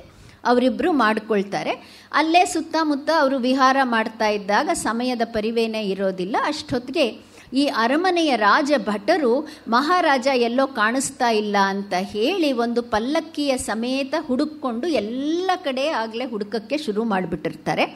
ಈ ಒಂದು ಅರಣ್ಯ ಪ್ರದೇಶಕ್ಕೂ ಬರ್ತಾರೆ. ಅಲ್ಲಿ ರಾಜ ಮತ್ತು ಈ ನೂತನ ರಾಣಿ ಇರೋದನ್ನು ನೋಡಿ, ನಿಮಗೋಸ್ಕರ ಎಷ್ಟು ಹುಡುಕಿದ್ವಿ, ನೀವು ತಪ್ಪಿಸ್ಕೊಂಡ್ಬಿಟ್ಟಿದ್ದೀರಾ ಅಂದಾಗ, ಇಲ್ಲ ಈಕೆ ನನ್ನ ನೂತನ ಪತ್ನಿ, ನಾನು ಅವಳ ಜೊತೆ ವಿಹಾರ ಮಾಡ್ತಾ ಇದ್ದೀನಿ ಅಂದಾಗ, ಬನ್ನಿ ಈಗ ನಾವು ಹೋಗೋಣ ನಮ್ಮ ಅರಮನೆಗೆ ಅಂತ ಹೇಳಿ ರಾಜಾನೇ ಆ ರಾಣಿಯನ್ನು ಕೂಡ ಆ ಪಲ್ಲಕ್ಕಿಯಲ್ಲಿ ಕೂರಿಸ್ಕೊಂಡು ರಾಜಭಟರು ಹೊತ್ಕೊಂಡು ಹೋಗ್ತಾರೆ. ಅವನು ತನ್ನ ರಾಜಧಾನಿಗೆ ಬರ್ತಾನೆ, ಅಯೋಧ್ಯೆಗೆ. ಆಮೇಲೆ ಆ ರಾಜ್ಯಭಾರ ಪೂರ್ತಿ ಮರ್ತೋಗ್ಬಿಡ್ತಾನೆ. ಯಾಕೆ ಅಂದರೆ ಸ್ತ್ರೀ ವ್ಯಾಮೋಹ. ಇದು ಮೊದಲನೇ ನಾವು ಕಲ್ತ್ಕೋಬೇಕಾದದ್ದು. ಮಹಾಭಾರತದಲ್ಲೇ ವೇದವ್ಯಾಸರು ಹೇಳಿರೋ ಹಾಗೆ ನಮಗೆ ಕಾಮಜನ್ಯ ವ್ಯಸನ ಮತ್ತು ಕೋಪಜನ್ಯ ವ್ಯಸನ ಅಂಥೇಳಿ 4+4 ಅಂತ ಕೊಟ್ಟುಬಿಟ್ಟಿದ್ದಾರೆ. ಆಸೆಯಿಂದ ಹುಟ್ಟುವಂಥ ಕೆಟ್ಟ ಚಟಗಳು 4, ಕೋಪದಿಂದ ಹುಟ್ಟುವಂಥ ಕೆಟ್ಟ ಚಟಗಳು 4 ಅಂತ ಹೇಳಿ. ಈ ಸ್ತ್ರೀಲೋಲುಪತ್ವ ಕೂಡ ಕಾಮಜನ್ಯ ವ್ಯಸನ, ಬೇಟೆ ಆಡೋದು ಕೂಡ ಕಾಮಜನ್ಯ ವ್ಯಸನ. ಅವರೇ ನಮಗೆ ಪಟ್ಟಿ ಕೊಟ್ಟಿರೋ ಹಾಗೆ ಪೂರ್ತಿ ರಾಜ್ಯದ ಬಗ್ಗೆ ಅವನ ಒಂದು ಜವಾಬ್ದಾರಿಯನ್ನೇ ಮರೆತು ಬಿಡ್ತಾನೆ. ಊರ ಹೊರಗಡೆ ಎಲ್ಲೋ ಅವಳಿಗೆ ನೀರು ಕಾಣಿಸ್ಬಾರ್ದಲ್ಲ, ನೀರಿನ ಸ್ಥಾನ ಇರಬಾರ್ದಲ್ಲ, ಊರಿನ ಹೊರಗಡೆ ಸುಂದರವಾದ ಹೊಸದಾದ ಬಹಳ ಸುಂದರವಾದ ಅದ್ಭುತವಾದ ಅರಮನೆಯನ್ನು ಕಟ್ಟಿಸ್ಕೊಡ್ತಾನೆ ಆ ರಾಣಿಗೋಸ್ಕರ. ಆಕೆ ಮಾತ್ರ ಅಲ್ಲಿರೋಕ್ಕೆ ಹೇಗೆ ಸಾಧ್ಯ? ತಾನು ಕೂಡ ಹೋಗಿ ಅಲ್ಲೇ ಇದ್ದು ಬಿಡ್ತಾನೆ. ನಂತರ ಬೇಕಾದಷ್ಟು ಜನ ದಾಸಿಯರನ್ನು ಅಲ್ಲಿ ನೇಮಿಸ್ಬಿಡ್ತಾನೆ. ನೀವು ಯಾವುದೇ ಕಾರಣಕ್ಕೂ ರಾಣಿಯನ್ನು ಹೊರಗಡೆ ಬಿಡಬಾರ್ದು, ಆಕೆ ನೀರಿನ ದರ್ಶನವನ್ನು ಮಾಡಬಾರ್ದು, ಹಾಗೆ ನೀವು ಕಾವಲು ಕಾಯ್ತಾ ಇರಬೇಕು ಅಂತ ಹೇಳಿ ತಾನೂ ಅಲ್ಲೇ ಇದ್ದುಬಿಟ್ಟಿರ್ತಾನೆ. ಆ ರಾಣಿ ಕೂಡ ಬಹಳ ಸುಖವಾಗಿರ್ತಾರೆ. ಆದರೆ ರಾಜ್ಯಭಾರವನ್ನು ಮರೆತು ಬಿಡ್ತಾನೆ. ಕೆಲವು ದಿನಗಳಾಗುತ್ತೆ, 10 ದಿನ 15 ದಿನ 1 ತಿಂಗಳು. ಹೀಗಾದಾಗ ಮುಖ್ಯಮಂತ್ರಿ ಮುಖ್ಯ ಅಮಾತ್ಯರಾರಿರ್ತಾರೆ, ಅವರಿಗೆ ತುಂಬ ಬೇಸರ ಆಗುತ್ತೆ ಈ ರಾಜನ ಈ ವರ್ತನೆಯನ್ನು ನೋಡಿ. ತನ್ನ ರಾಜ್ಯವನ್ನು ಮರೆತು ಒಬ್ಬ ಸ್ತ್ರೀಯಗೋಸ್ಕರ ಈ ರೀತಿ ಮಾಡ್ತಾ ಇದ್ದಾನೆ ಅಂತ ಬಹಳ ಬೇಸರದಿಂದ ಅವನನ್ನು ಹುಡುಕೊಂಡು ಈ ಹೊಸ ಅರಮನೆ ಹತ್ತಿರ ಬರ್ತಾರೆ ಆ ಅಮಾತ್ಯರು. ಬಂದಾಗ ಈ ದಾಸಿಯರು ಅಲ್ಲಿ ಹೊರಗಡೆ ಕಾವಲು ಕಾಯ್ತಾ ಇರ್ತಾರೆ. ಅವರು ಈ ಅಮಾತ್ಯನನ್ನು ಒಳಗಡೆ ಬಿಡೋದಿಲ್ಲ. ಆಗ ಯಾತಕ್ಕೆ ಹೀಗೆ ಅಂತಂದರೆ, ಹೊಸ ರಾಣಿ ಬಂದಿದ್ದಾರೆ, ಅವರ ಪರಿಚಾರಿಕೆಯನ್ನು ನಾವು ಮಾಡ್ತಾ ಇದ್ದೀವಿ, ಇದು ರಾಜನ ಆಜ್ಞೆ, ಆದ್ದರಿಂದ ಯಾರನ್ನೂ ಬಿಡೋ ಹಾಗಿಲ್ಲ. ಎಲ್ಲೂ ಆಕೆಗೆ ಉದಕಂ ನ ದರ್ಶಿತವ್ಯಂ, ಎಲ್ಲೂ ಆಕೆಗೆ ನೀರಿನ ದರ್ಶನ ಆಗಬಾರ್ದಂತೆ ಅಂತ ಹೇಳಿಬಿಡ್ತಾರೆ. ಹೌದಾ? ಹಾಗಿದ್ರೆ ಈ ರಾಜನನ್ನು ಈ ಒಂದು ಸ್ತ್ರೀ ವ್ಯಾಮೋಹದಿಂದ ನಾನು ಏನಾದರೂ ಆಗಲಿ ಬಿಡಿಸಿ ಮತ್ತೆ ಅವನನ್ನು ಕರ್ತವ್ಯ ಪರನಾಗಿ ಮಾಡಬೇಕಾದದ್ದು ನನ್ನ ಕರ್ತವ್ಯ. ರಾಜ ತನ್ನ ಕರ್ತವ್ಯವನ್ನು ಮರೆತಿದ್ದಾನೆ, ಆದರೆ ನಾನು ನನ್ನ ಕರ್ತವ್ಯವನ್ನು ನಿಭಾಯಿಸಬೇಕು ಅಂತ ಹೇಳಿ ಆ ಅಮಾತ್ಯರೇನು ಮಾಡ್ತಾರೆ, ಅಲ್ಲಿಂದ ಸ್ವಲ್ಪ ದೂರ ಆಚೆ ಅವರು ಮತ್ತೊಂದು ಉದ್ಯಾನವನವನ್ನು ಸೃಷ್ಟಿ ಮಾಡ್ತಾರೆ. ಕೃತಕ ಉದ್ಯಾನವನ ಬಹಳ ಸುಂದರವಾಗಿರುತ್ತೆ. ಮರಗಿಡಗಳದೇ ಒಂದು ಭಾಗ, ಮತ್ತು ಬಳ್ಳಿಗಳದೇ ಒಂದು ಭಾಗ, ಮಾಧವಿ ಲತಾ ಕುಂಜ ಅಂತ ಹೇಳಿ ಒಂದು ಬಳ್ಳಿಗಳ ಲತಾಗೃಹ ಒಂದು, ಹೀಗೆ ಅನೇಕ ರೀತಿಯಲ್ಲಿ ರಾಜ ಎಷ್ಟು ವಿಹಾರ ಮಾಡ್ಬೋದೋ ಆ ರೀತಿಯ ಒಂದು ವಿಶೇಷವಾದ ಉದ್ಯಾನವನವನ್ನು ಸೃಷ್ಟಿ ಮಾಡ್ತಾನೆ ಆ ಅಮಾತ್ಯ.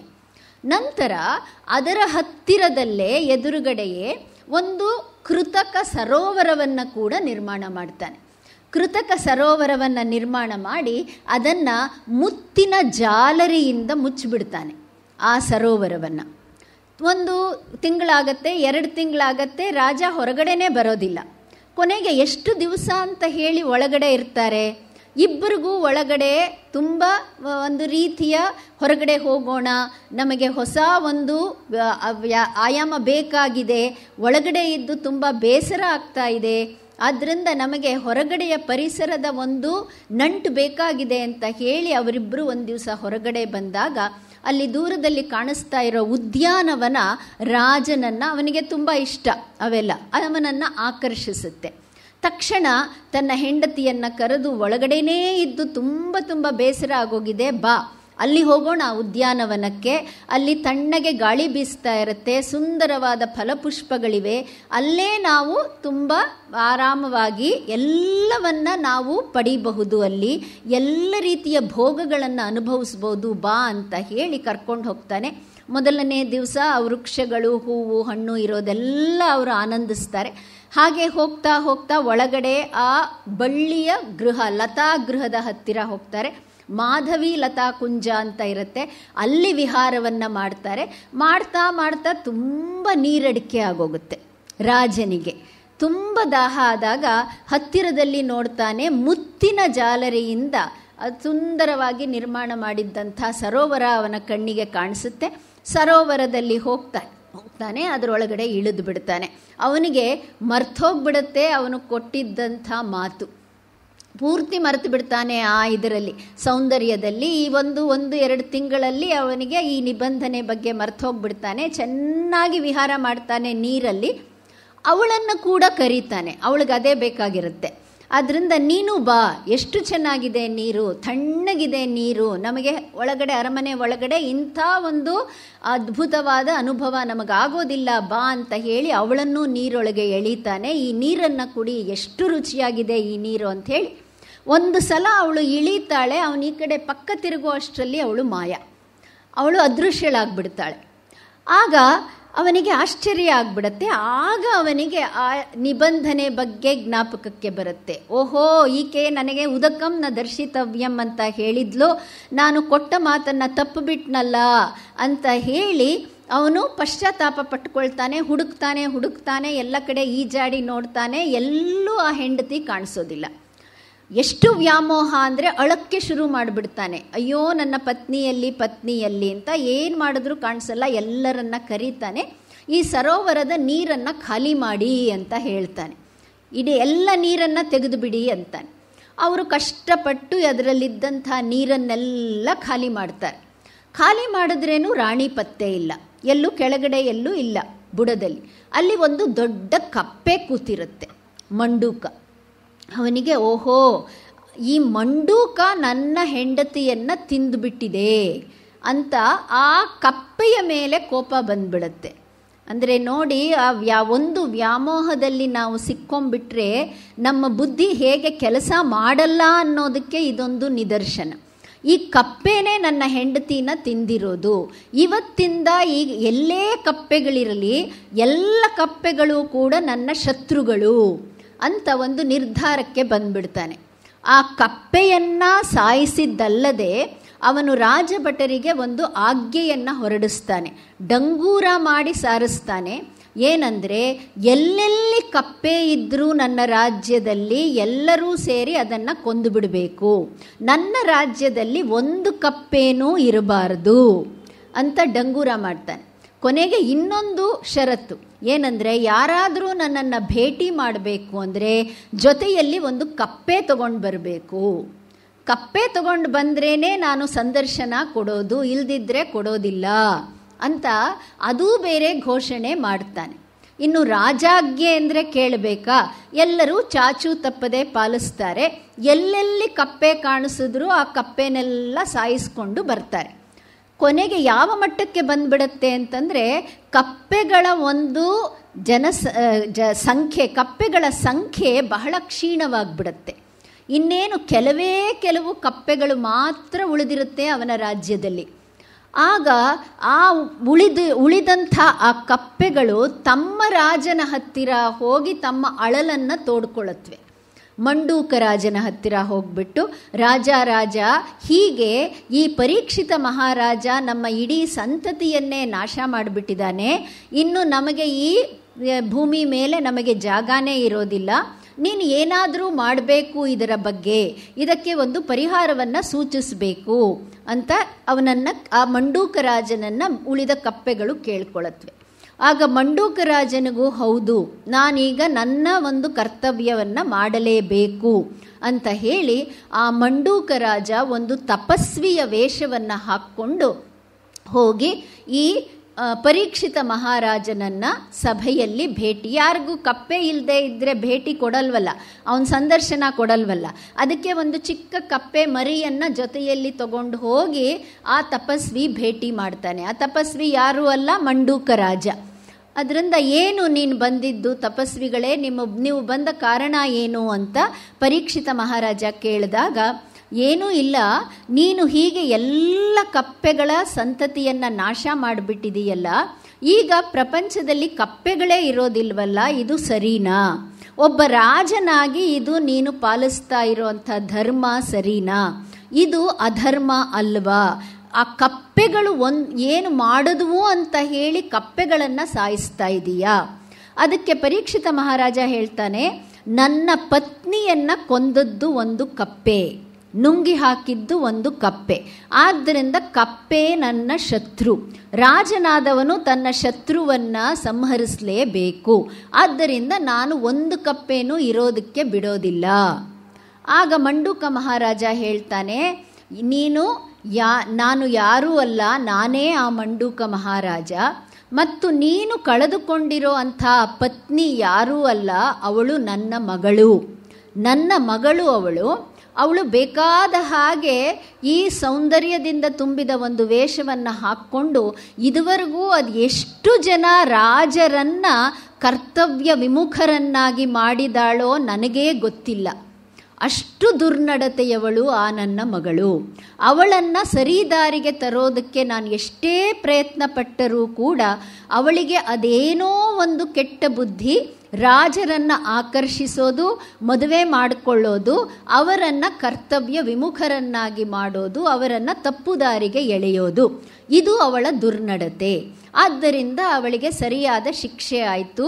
ಇನ್ಯಾರಿಗೋ ಹೋಗಿ ಇನ್ನೆಲ್ಲೋ ಅವಳು ಯಾವುದೋ ರಾಜನಿಗೆ ಮೋಸ ಮಾಡಿರ್ತಾಳೆ, ನೀವು ಅವಳ ಬಗ್ಗೆ ಇಷ್ಟು ವ್ಯಾಮೋಹ ಇಟ್ಕೋಬೇಡಿ ಅಂತ ಮಂಡೂಕ ರಾಜ ಸ್ವಂತ ತನ್ನ ಮಗಳ ಮೇಲೆ ಹೇಳ್ತಾನೆ.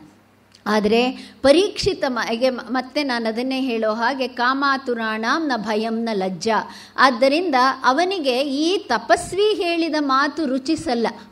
ಯಾಕೆ ಅಂದರೆ ಅದು ಸತ್ಯವಾದ ಮಾತು, ನೇರವಾದ ಮಾತು, ಅದು ಹಿತೈಷಿಯ ಒಂದು ಮಾತು. ಅದು ಹಾಗೆ ಅಂತೆ, ಮಾರೀಚ ನಮ್ಮ ರಾವಣನಿಗೆ ಹೇಳಿರಲಿಲ್ವೇ ರಾಮಾಯಣದಲ್ಲಿ. ಅದರಿಂದ ಅದೇ ರೀತಿ ಯಾರು ಸತ್ಯದ ಮಾತನ್ನು ನೇರವಾಗಿ ನಮ್ಮ ಹಿತಕ್ಕಾಗಿ ಹೇಳ್ತಾರೋ ಅಂಥ ಮಾತುಗಳು ನಮಗೆ ಯಾವಾಗಲೂ ಮಧುರ ಅಂತ ಅನಿಸಲ್ಲ, ಅದು ಕಟು ಅಂತಾನೆ ಅನಿಸುತ್ತೆ. ಆದ್ದರಿಂದ ಇಲ್ಲ ಏನಾದರೂ ಆಗಲಿ, ನಿಮ್ಮ ಮಗಳು ಎಂಥವಳೇ ಆಗಿರಲಿ, ಅವಳು ನನಗೆ ಬೇಕು. ಆದ್ದರಿಂದ ಅವಳು ನನಗೆ ಸಿಗೋವರೆಗೂ ನಾನು ಕಪ್ಪೆಗಳ ನಾಶವನ್ನು ನಿಲ್ಲಿಸೋದಿಲ್ಲ ಅಂತ ಹೇಳಿಬಿಡ್ತಾನೆ ಪರೀಕ್ಷಿತ ಮಹಾರಾಜ. ಆಗ ಮಂಡೂಕ ಮಹಾರಾಜ ಹೇಳ್ತಾನೆ, ಹಾಗಿದ್ರೆ ಸರಿ, ನಾನು ನಿನ್ನ ಪತ್ನಿಯನ್ನು ವಾಪಸ್ಸು ಕೊಡ್ತೀನಿ, ನೀನು ನನ್ನ ಒಂದು ಸಂತತಿಯನ್ನು ನಾಶ ಮಾಡೋದನ್ನು ನಿಲ್ಲಿಸು ಅಂತ. ಹಾಗೇ ಆಗಲಿ, ನೀ ನನಗೆ ನನ್ನ ಪತ್ನಿಯನ್ನು ವಾಪಸ್ ಕೊಟ್ಟುಬಿಡು. ಹಾಗೆ ತಕ್ಷಣ ಆ ಸುಂದರಿ ಮತ್ತೆ ಕಾಣಿಸ್ಕೊಳ್ತಾಳೆ. ಈ ಪರೀಕ್ಷಿತ ಮಹಾರಾಜನಿಗೆ ಆನಂದವೋ ಆನಂದ, ಹೆಂಡತಿ ಸಿಕ್ಕಿಬಿಟ್ಲು ಅಂತ ಹೇಳಿ. ಆದರೆ ಮಂಡೂಕ ಮಹಾರಾಜನಿಗೆ ಮಗಳ ಮೇಲೆ ತಡೆಯಲಾರದಷ್ಟು ಕೋಪ. ನೀನು ಇನ್ನೂ ಎಷ್ಟು ಜನ ರಾಜರನ್ನು ಹೀಗೆ ಹಾಳು ಮಾಡಬೇಕು ಅಂತ ಇದ್ದೀಯಾ, ಇದನ್ನು ನಿಲ್ಲಿಸು ಅಂದರೆ ಆಕೆ ಏನು ಉತ್ತರ ಕೊಡೋದಿಲ್ಲ. ಆಯಿತು ಮಹಾರಾಜ, ನಿನಗೆ ನಿನ್ನ ಹೆಂಡತಿಯನ್ನು ನಾನು ವಾಪಸ್ ಕೊಟ್ಟಿದ್ದೇನೆ ಅಂತ ಹೇಳಿ ಮಗಳ ಕಡೆ ತಿರುಗಿ ಆ ತಂದೆನೇ ಮಗಳಿಗೆ ಶಾಪ ಕೊಟ್ಟು ಬಿಡ್ತಾನೆ. ಅವನು ಹೇಳ್ತಾನೆ, ನೀನೇನೋ ನಿನ್ನ ಗಂಡನನ್ನು ಸೇರದೆ ಈ ಮಹಾರಾಜನಿಗೆ ಪತ್ನಿ ಏನೋ ಸಿಕ್ಕಿದ್ಲು, ಆದರೆ ಮುಂದಿನ ಪೀಳಿಗೆಯಲ್ಲಿ ಅಂದರೆ ನಿನಗೆ ಹುಟ್ಟುವ ಮಕ್ಕಳು ಧರ್ಮಾಚರಣೆಯನ್ನು ಮಾಡೋದಿಲ್ಲ, ಅವರು ಅಧರ್ಮಿಗಳಾಗಿರ್ತಾರೆ, ಇದು ನನ್ನ ಶಾಪ ಅಂತ ತಂದೆ ಮಗಳಿಗೆ ಶಾಪ ಕೊಟ್ಬಿಡ್ತಾನೆ. ಆಗ ಪರೀಕ್ಷಿತ ಮಹಾರಾಜನಿಗೆ ಇದು ಸ್ವಲ್ಪವೂ ಇಷ್ಟ ಆಗೋದಿಲ್ಲ. ಇಲ್ಲ ಇಲ್ಲ ಇಲ್ಲ, ನೀವು ನಿಮ್ಮ ಮಗಳಿಗೇನೆ ಹೀಗೆ ಶಾಪ ಕೊಡಬಾರ್ದಾಗಿತ್ತು ಅಂದರೆ, ಇಲ್ಲ, ಅವಳು ಮಾಡಿದ ಕೆಟ್ಟ ಕರ್ಮಕ್ಕೆ ಅವಳು ಫಲವನ್ನು ಅನುಭವಿಸಲೇಬೇಕು. ಅದು ಯಾವುದೇ ಒಂದು ರೀತಿಯಲ್ಲಾದರೂ ತನ್ನ ಫಲವನ್ನು ತೋರಿಸುತ್ತೆ. ಅವಳ ಮಕ್ಕಳು ದುರ್ನಡತೆಯಿಂದ ಇರೋದರ ಮೂಲಕ ಅವಳು ಈ ಒಂದು ಪಾಪದ ಫಲವನ್ನು ಅನುಭವಿಸ್ತಾಳೆ ಅಂತ ಹೇಳಿ ಮಂಡೂಕ ರಾಜ ಮತ್ತೆ ಕಪ್ಪೆಯ ವೇಷವನ್ನು ಧರಿಸಿ ಹೊಟ್ಟೋಗ್ಬಿಡ್ತಾನೆ. ಪರೀಕ್ಷಿತ ಮಹಾರಾಜ ಮತ್ತೆ ಸುಖವಾಗಿ ತನ್ನ ಪತ್ನಿಯ ಜೊತೆ ಸಂಸಾರವನ್ನು ಮಾಡ್ತಾನೆ. ಕಾಲಾನುಕ್ರಮೇಣ 3 ಜನರಿಗೆ ಆಕೆ ಜನ್ಮವನ್ನು ಕೊಡ್ತಾಳೆ. 3 ಮಕ್ಕಳಿಗೆ ಶಲ, ದಲ ಮತ್ತು ಬಲ. ಶಲ, ದಲ ಮತ್ತು ಬಲ ಅಂಥೇಳಿ 3 ರಾಜಕುಮಾರರು ಅವರಿಬ್ಬರಿಗೆ ಹುಟ್ಟುತ್ತಾರೆ. ಆ ಶಲ ಎಲ್ಲರಿಗಿಂತ ಹಿರಿಯವನು. ಆ ಶಲ ಒಂದು ಯೌವನಾವಸ್ಥೆಗೆ ಬಂದ ಕೂಡಲೇ ಅವನಿಗೆ ರಾಜ್ಯಾಭಿಷೇಕವನ್ನು ಮಾಡಿಬಿಟ್ಟು ಈ ಪರೀಕ್ಷಿತ ಮಹಾರಾಜ ಮತ್ತು ಪತ್ನಿ ಇಬ್ಬರೂ ಕೂಡ ವಾನಪ್ರಸ್ಥಾಶ್ರಮಕ್ಕೆ ಹೊರಟೋಗ್ಬಿಡ್ತಾರೆ. ಶಲನಿಗೆ ಈಗ ರಾಜ್ಯಭಾರ. ಈ ಮಂಡೂಕ ರಾಜ ಕೊಟ್ಟಂಥ ಶಾಪದ ಒಂದು ಪರಿಣಾಮ ಈಗ ಕಾಣಿಸ್ಕೊಳ್ಬೇಕು. ಅದೇ ಅವನು ಕೊಟ್ಟಂಥ ಶಾಪ. ಈ ಶಲ ಹೇಗೆ ನಾವು ಕೆಲವು ವಿಚಾರಗಳನ್ನು ವಂಶ ಪಾರಂಪರ್ಯವಾಗಿ ನಾವು ಪಡ್ಕೊಳ್ತೀವಿ ಅನ್ನೋದಕ್ಕೆ ತಂದೆಯ ಹಾಗೇನೆ ಶಲನಿಗೆ ಕೂಡ ಬೇಟೆ ಆಡುವ ಹುಚ್ಚು. ತಂದೆಗಿದ್ದ ಹಾಗೇನೆ ಅವನಿಗೂ ಬೇಟೆ ಆಡೋ ಹುಚ್ಚು. ಆದರೆ ಈ ಸಲ ವ್ಯತ್ಯಾಸ ಏನು ಅಂದರೆ, ತಾನೊಬ್ಬನೇ ಕುದುರೆ ಮೇಲೆ ಕೂತ್ಕೊಂಡು ಬೇಟೆ ಆಡೋದಕ್ಕೆ ಹೋಗೋದಿಲ್ಲ. ಒಂದು ರಥವನ್ನು ತಗೊಳ್ತಾನೆ. ಆ ರಥಕ್ಕೆ ಒಬ್ಬ ಸಾರಥಿ ಇರ್ತಾನೆ. ಆ ಸಾರಥಿಯ ಜೊತೆ ಬೇಟೆ ಆಡೋಕ್ಕೆ ಅಂತ ಶಲ ಹೋಗ್ತಾನೆ. ಅವನಿಗೆ ಹೆಂಡತಿ ಮತ್ತು ಒಬ್ಬ ಮಗ ಎಲ್ಲ ಇರ್ತಾರೆ. ನಂತರ ಆ ಬೇಟೆಗೆ ಹೋಗ್ತಾ ಇದ್ದಾಗ ಮತ್ತೆ ಒಂದು ಜಿಂಕೆ, ಅದೇ ಜಿಂಕೆ ಅಲ್ಲ, ಯಾವುದೋ ಸುಂದರವಾದ ಜಿಂಕೆ ಅವರಿಗೆ ಅಡ್ಡವಾಗಿ ಬರುತ್ತೆ. ಅದನ್ನು ಬೇಟೆ ಆಡಬೇಕು ಅಂತ ಹೇಳಿ ಈ ಶಲ ಆ ಸಾರಥಿಗೆ ಬೇಗ ಓಡಿಸು ರಥ, ತುಂಬ ದರ್ಪ ಜಾಸ್ತಿ, ಜಂಭ ಜಾಸ್ತಿ, ಅದರಿಂದ ಬೇಗ ಓಡಿಸು, ಆ ಜಿಂಕೆ ಕೈ ತಪ್ಪಿ ಹೋಗುತ್ತೆ, ಅದನ್ನು ಅಟ್ಟಿಸ್ಕೊಂಡು ಹೋಗು ಅಂತ ಅವನ ಮೇಲೆ ಅವನು ಬಲವಂತ ಮಾಡ್ತಾನೆ. ಆ ಸಾರಥಿ ಎಷ್ಟೋ ಪ್ರಯತ್ನ ಪಡ್ತಾನೆ ವೇಗವಾಗಿ ರಥವನ್ನು ಓಡಿಸೋಕ್ಕೆ, ಆದರೆ ಆಗೋದಿಲ್ಲ, ಜಿಂಕೆ ಕೈಗೆ ಸಿಗೋದಿಲ್ಲ. ಆಗ ಇವನು ಅವನ ಮೇಲೆ ಶಿಕ್ಷೆ ಕೊಟ್ಟುಬಿಡ್ತೀನಿ ನಿನಗೆ, ನೀನೇನಾದರೂ ಆ ಜಿಂಕೆ ನನ್ನ ಕೈ ತಪ್ಪಿ ಹೋದರೆ ನೀನು ಶಿಕ್ಷೆಗೆ ಗುರಿಯಾಗ್ತೀಯಾ ಅಂತ ಎಲ್ಲ ಹೆದರ್ಸೋಕ್ಕೆ ಶುರು ಮಾಡಿಬಿಡ್ತಾನೆ, ದಬ್ಬಾಳಿಕೆ. ಆಗ ಸಾರಥಿಗೆ ಭಯ ಆಗ್ಬಿಡುತ್ತೆ. ಅಯ್ಯೋ ಮಹಾರಾಜರೇ, ಈ ನಮ್ಮ ಸಾಮಾನ್ಯ ಕುದುರೆಗಳಿಂದ ಆ ಜಿಂಕೆಯನ್ನು ವೇಗವನ್ನು ನಮಗೆ ಮೀರೋದಕ್ಕೆ ಸಾಧ್ಯ ಇಲ್ಲ, ಜಿಂಕೆಯನ್ನು ಹಿಡಿಯೋದಕ್ಕೆ ಸಾಧ್ಯ ಇಲ್ಲ. ವಾಮ್ಯಾಶ್ವಗಳು ಅಂತ ಇದೆ, ಆ ಅಶ್ವಗಳನ್ನು ನಮ್ಮ ರಥಕ್ಕೆ ಕಟ್ಟಿದರೆ ಆ ವಾಮ್ಯಶ್ವಗಳಿಗೆ ಮಾತ್ರ ಈ ಜಿಂಕೆಯ ವೇಗಕ್ಕೆ ಸಮನಾಗಿ ಓಡೋ ಶಕ್ತಿ ಇರುತ್ತೆ ಮಹಾರಾಜರೇ ಅಂತ ಆ ಭಯಕ್ಕೋಸ್ಕರ ಅವನ ಬಾಯಿಂದ ಬಂದ್ಬಿಡುತ್ತೆ ಅದು. ಇಲ್ದಿದ್ರೆ ಅವನಿಗೆ ಹೇಳಬೇಕು ಅಂತ ಇರಲ್ಲ. ಆ ತಕ್ಷಣ ಅದು ಕಿವಿಗೆ ಬಿದ್ದ ಕೂಡಲೇ ಏನು ಹೇಳಿದೆ ವಾಮ್ಯಶ್ವಗಳ ಆ ಹೆಸರೇ ನಾನು ಕೇಳಿಲ್ವಲ್ಲ, ಏನು ಹಾಗಂದರೆ ವಾಮ್ಯಶ್ವಗಳು ಅಂದರೆ ಅದು ಬೇಕು, ನನಗೀಗಲೇ ಬೇಕು, ನನ್ನ ರಥಕ್ಕೆ ಈಗಲೇ ಕಟ್ಟು, ನನಗೆ ಆ ಜಿಂಕೆಯನ್ನು ಹಿಡಿಲೇಬೇಕು ಅಂತಾನೆ. ಅಯ್ಯೋ ಅಯ್ಯೋ ಮಹಾರಾಜರೇ, ಅದಷ್ಟು ಸುಲಭವಾಗಿ ಸಿಗೋದಿಲ್ಲ, ಅದು ಇಲ್ಲೇ ಎಲ್ಲೂ ಹತ್ತಿರದಲ್ಲೂ ನಮಗೆ ಸಿಕ್ಕಲ್ಲ, ಅದಕ್ಕೋಸ್ಕರ ನಾವು ತುಂಬ ಪ್ರಯಾಸ ಪಡಬೇಕು, ಅದು ಇಲ್ಲಿ ಇಲ್ಲ ಅಂತ ತಪ್ಪಿಸ್ಕೊಳ್ಳೋಕ್ಕೆ ಪ್ರಯತ್ನ ಪಡ್ತಾನೆ ಆ ಸಾರಥಿ. ಆದರೆ ಬಿಡೋದಿಲ್ಲ ಶಲ.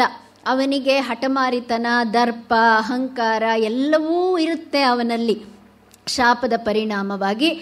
ಆಗ ಅವನು ಆ ಸಾರಥಿಗೆ, ಇಲ್ಲ, ಈ ಕೂಡಲೇ ನೀನು ನನಗೆ ಆ ವಾಮ್ಯಶ್ವಗಳ ಹತ್ತಿರ ಕರ್ಕೊಂಡು ಹೋಗಬೇಕು, ಈ ಕೂಡಲೇ ನನಗೆ ಆ ನನ್ನ ರಥಕ್ಕೆ ಆ ವಾಮ್ಯಶ್ವಗಳನ್ನು ಕಟ್ಟಲೇಬೇಕು ಅಂತ ಆಜ್ಞೆ ಹೊರಡಿಸ್ಬಿಡ್ತಾನೆ. ಇಲ್ಲದೆ ಇದ್ದರೆ ನೋಡು ಏನು ಮಾಡ್ತೀನಿ ಅಂತ ಹೇಳಿ ರಥದ ಒಳಗಡೆ ಇರೋವಂಥ ಭರ್ಜಿಯನ್ನು ತೆಗೆದು ಅವನಿಗೆ ತಿವಿಯೋದಕ್ಕೆ ಹೊರಟೋಗ್ತಾನೆ ಶಲ.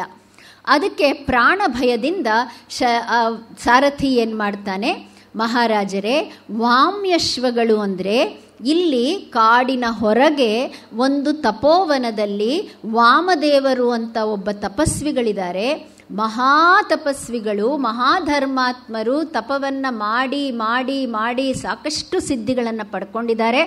ಅವರ ಹತ್ರ ಆ ವಾಮ್ಯಶ್ವಗಳು ಇವೆ. ಆದ್ದರಿಂದ ನಾವು ಅವ್ರ ಹತ್ರ ಹೋದರೆ ಸಿಗತ್ತೆ, ಅಲ್ಲಿಗೆ ಹೋಗೋದೇ ತುಂಬ ದೂರ, ಏನಾದರೂ ಪರವಾಗಿಲ್ಲ, ನನ್ನನ್ನು ಕರ್ಕೊಂಡು ಹೋಗು. ಆಗ ಆ ವಾಮದೇವರ ಆಶ್ರಮಕ್ಕೆ ಸಾರಥಿ ಕರ್ಕೊಂಡು ಹೋಗ್ತಾನೆ. ವಾಮದೇವರಲ್ಲಿರ್ತಾರೆ ಮಹಾಸಿದ್ಧಿಯನ್ನು ಪಡೆದಂಥ ಮಹಾತಪಸ್ವಿಗಳು. ಈ ಶಲ ರಥದಿಂದ ಕೆಳಗೆ ಇಳಿದು ಅವರ ಆಶ್ರಮದ ಒಳಗಡೆ ಹೋಗಿ ಅವರಿಗೆ ವಂದನೆಯ ನಮಸ್ಕಾರ ಮಾಡಿ, ಶಿರಸ ನಮಸ್ಕಾರ ಮಾಡಿ ಆಗ ಅವರು ಕೇಳ್ತಾರೆ, ಮಹಾರಾಜ ಎಲ್ಲ ಕುಶಲವ, ನೀನು ಬಂದ ಕಾರಣ ಏನು? ಹೀಗೆ ಜಿಂಕೆಯ ಬೇಟೆಯನ್ನು ಆಡಕ್ಕೆ ಹೋಗಿದ್ದೆ, ಆದರೆ ಆ ಜಿಂಕೆ ತಪ್ಪಿಸ್ಕೊಂಡ್ಬಿಡ್ತು. ಆಗ ನನ್ನ ಸಾರಥಿ ಹೇಳ್ದ, ವಾಮ್ಯಶ್ವಗಳು ಅಂತ ನಿಮ್ಮ ಹತ್ರ ಇರುತ್ತಂತೆ, ಆ ಅಶ್ವಗಳನ್ನು ನನ್ನ ರಥಕ್ಕೆ ಕಟ್ಟಿದ್ರೆ ನಾನು ಆ ಜಿಂಕೆಯನ್ನು ಹಿಡಿಬಹುದಂತೆ, ದಯವಿಟ್ಟು ನನಗೆ ಆ 2 ಅಶ್ವಗಳನ್ನು ಕೊಡ್ತೀರಾ? ನಾನು ಆಗ ಕೊಡ್ತೀನಿ, ಮಹಾರಾಜ ಅಲ್ವಾ ನೀನು, ಮತ್ತು ನೀನು ಬೇಟೆ ಆಡಬೇಕು ಅಂತ ಹೇಳ್ತಾ ಇದೀಯಾ, ಹೌದು, ಅದು ಬಹಳ ಬಹಳ ವಿಶೇಷವಾದಂಥ ಕುದುರೆಗಳು, ಅದು ಎಲ್ಲೂ ಬೇರೆ ಕಡೆ ಸಿಗೋದಿಲ್ಲ, ನೀನು ತಗೊಂಡು ಹೋಗು. ಆದರೆ ನಿನ್ನ ಕೆಲಸ ಮುಗಿದ ತಕ್ಷಣ ನೀನು ಅದನ್ನು ನನಗೆ ವಾಪಸ್ಸು ಕೊಡಬೇಕು. ಆ 2 ಅಶ್ವಗಳನ್ನು ನನಗೆ ಕರ್ಕೊಂಡು ಬಂದು ನನ್ನ ಆಶ್ರಮದಲ್ಲಿ ಬಿಟ್ಟು ಬಿಡಬೇಕು. ಹಾಗೇ ಆಗಲಿ ತಪಸ್ವಿಗಳೇ, ನಾನು ಖಂಡಿತ ಈ ಮಾತನ್ನು ನಡೆಸ್ಕೊಡ್ತೀನಿ, ನಾನು ನಿಮ್ಮ ಕುದುರೆಗಳನ್ನು ವಾಪಸ್ ಕೊಡ್ತೀನಿ ಅಂತ ಹೇಳಿ ಆ ಕುದುರೆಗಳನ್ನು ತಗೊಳ್ತಾನೆ. ತನ್ನ ಕುದುರೆಗಳನ್ನು ಬಿಚ್ಚಿ ಆ ವಾಮ್ಯಶ್ವಗಳನ್ನು ತನ್ನ ರಥಕ್ಕೆ ಕಟ್ಕೊಳ್ತಾನೆ. ಹೋಗ್ತಾನೆ ಸಾರಥಿ ಜೊತೆ ಆ ಜಿಂಕೆಯನ್ನು ಬೇಟೆ ಮಾಡ್ತಾನೆ. ಮಾಡಿಬಿಟ್ಟು ವಾಪಸ್ ಬರೋವಾಗ ಸಾರಥಿಗೆ ಹೇಳ್ತಾನೆ, ಇಷ್ಟು ಒಳ್ಳೆಯ ಅಶ್ವಗಳು ನಾನು ಯಾತಕ್ಕೆ ಅವ್ರಿಗೆ ವಾಪಸ್ ಕೊಡಬೇಕು? ಇದು ನನ್ನ ಹತ್ರನೇ ಇದ್ದರೆ ಏನಾಗತ್ತೆ, ನಾನು ಯಾತಕ್ಕೆ ಕೊಡಬೇಕು? ಅವ್ರು ಎಷ್ಟಾದರೂ ತಪಸ್ವಿಗಳು, ಅವರಿಗೆ ಕುದುರೆಯ ಅವಶ್ಯಕತೆ ಏನಿರುತ್ತೆ? ಆ ಕುದುರೆಯ ಅವಶ್ಯಕತೆ ಇರೋದು ಒಬ್ಬ ರಾಜನಿಗೆ. ಆದ್ದರಿಂದ ನಾನಿದನ್ನು ವಾಪಸ್ಸು ಅವನನ್ನು ಸಲಹೆನೂ ಕೇಳೋದಿಲ್ಲ, ಅಮಾತ್ಯನನ್ನು, ಅವನ ನಿರ್ಧಾರವನ್ನು ಹೇಳಿಬಿಡ್ತಾನೆ ಸಾರಥಿಗೆ, ನಾನು ಈ ಕುದುರೆಗಳನ್ನು ವಾಪಸ್ಸು ಕೊಡೋದಿಲ್ಲ ಅಂತ ಹೇಳಿ ಆ ಆಶ್ರಮದ ಹತ್ತಿರನೂ ಹೋಗಲ್ಲ. ಅವನು ನೇರವಾಗಿ ತನ್ನ ರಾಜಧಾನಿಗೆ ಆ ಕುದುರೆಗಳಲ್ಲೇ ಹೊಟ್ಟೋಗ್ಬಿಡ್ತಾನೆ, ಕುದುರೆಗಳನ್ನು ಕಟ್ಕೊಂಡು. ಒಂದು ಕೆಲವು ದಿನಗಳಾಗತ್ತೆ. ಇಲ್ಲಿ ಆಶ್ರಮದಲ್ಲಿ ವಾಮದೇವರು ಕಾಯ್ತಾ ಇರ್ತಾರೆ. ಈ ಮಹಾರಾಜ ನನ್ನ ಅಶ್ವಗಳನ್ನು ವಾಪಸ್ಸು ತಗೊಂಡು ಬರ್ತಾನೆ ಅನ್ನೋ ಒಂದು ನಂಬಿಕೆಯಿಂದ ಕಾಯ್ತಾರೆ. ವಾಪಸ್ಸು ತೆಗೆದುಕೊಂಡು ಬರೋದೇ ಇಲ್ಲ.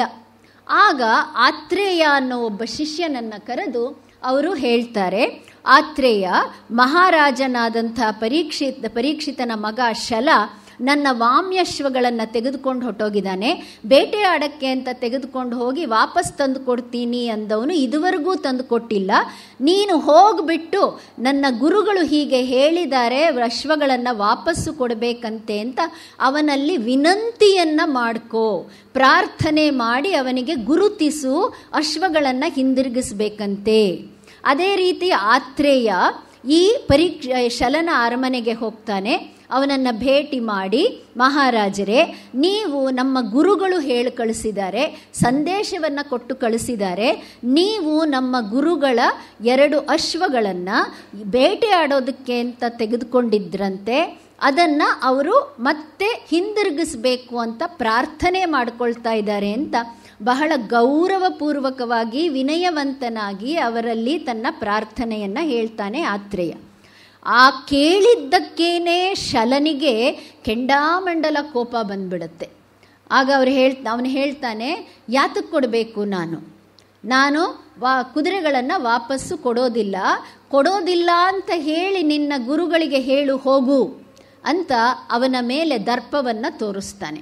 ಆಗ ಆ ಶಿಷ್ಯ ಏನು ಮಾಡ್ತಾನೆ, ವಾಪಸ್ಸು ಬಂದು ಗುರುಗಳ ಹತ್ತಿರ, ಹೀಗೆ ಅಶ್ವಗಳನ್ನು ವಾಪಸ್ಸು ಕೊಡೋದಿಲ್ವಂತೆ ಗುರುಗಳೇ, ಯಾತಕ್ಕೆ ಕೊಡಬೇಕು ಅಂತ ನನಗೆ ಮರುಪ್ರಶ್ನೆ ಹಾಕಿಬಿಟ್ರು ಮಹಾರಾಜರು, ಆದ್ದರಿಂದ ನೀವೇ ಹೋಗಿ ಕೇಳ್ಬೋದು, ಒಳ್ಳೆಯದು ಅಂತ ಹೇಳಿದಾಗ ವಾಮದೇವರೇನು ಮಾಡ್ತಾರೆ, ಹಾಗೆಲ್ಲ ಮಾತಿಗೆ ತಪ್ಪಬಾರದು, ಅದು ಸರಿಯಾದ ನಡತೆ ಅಲ್ಲ, ಆದ್ದರಿಂದ ನಾನೇ ಹೋಗಿ ಆ ಶಲ ಮಹಾರಾಜನನ್ನು ನನ್ನ ಕುದುರೆಗಳನ್ನು ವಾಪಸ್ಸು ಕೊಡೋ ಹಾಗೆ ಪ್ರಾರ್ಥಿಸ್ಕೊಳ್ತೀನಿ, ನಿನ್ನನ್ನು ಕಳಿಸಿದ್ರಿಂದ ಕೊಡಲಿಲ್ವೋ ಏನೋ, ನಾನೇ ಹೋಗಿ ಕೇಳಲಿ ಅನ್ನೋದು ಅವರ ಉದ್ದೇಶ ಆಗಿರ್ಬೋದು ಅಂತ ಹೇಳಿ ಅರಮನೆಗೆ ಹೋಗ್ತಾರೆ ವಾಮದೇವರು.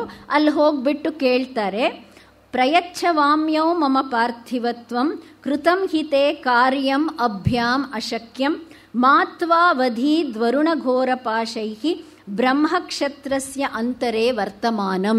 ಅಂದರೆ ಪಾರ್ಥಿವ, ಎಲೈ ಮಹಾರಾಜನೇ, ಮಮ ವಾಮ್ಯೌ ಪ್ರಯಚ್ಛ, ನನ್ನ 2 ಕುದುರೆಗಳನ್ನು ತೆಗೆದುಕೊಂಡಿದ್ರಲ್ಲ ಅದನ್ನು ವಾಪಸ್ಸು ನನಗೆ ಕೊಟ್ಟುಬಿಡಿ.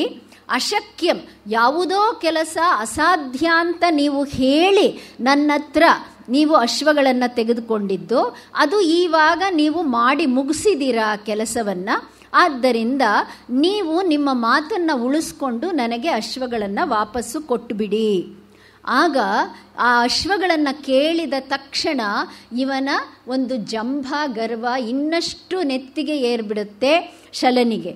ಅವನು ಹೇಳ್ತಾನೆ, ಅನಡ್ವಾಹೌ ಸುವ್ರತೌ ಸಾಧು ದಾಂತವೇತತ್ ವಿಪ್ರಾಣಾಂ ವಾಹನಂ ವಾಮದೇವ ತಾಭ್ಯಾಂ ಯಾಹಿತ್ವಂ ತತ್ರ ಕಾಮ ಮಹರ್ಷೇ ಛಂದಾಂಸಿ ವೈತ್ವಾದೃಶಂ ಸಂವಹಂತಿ ಅಂತ ಹೇಳ್ಬಿಡ್ತಾನೆ.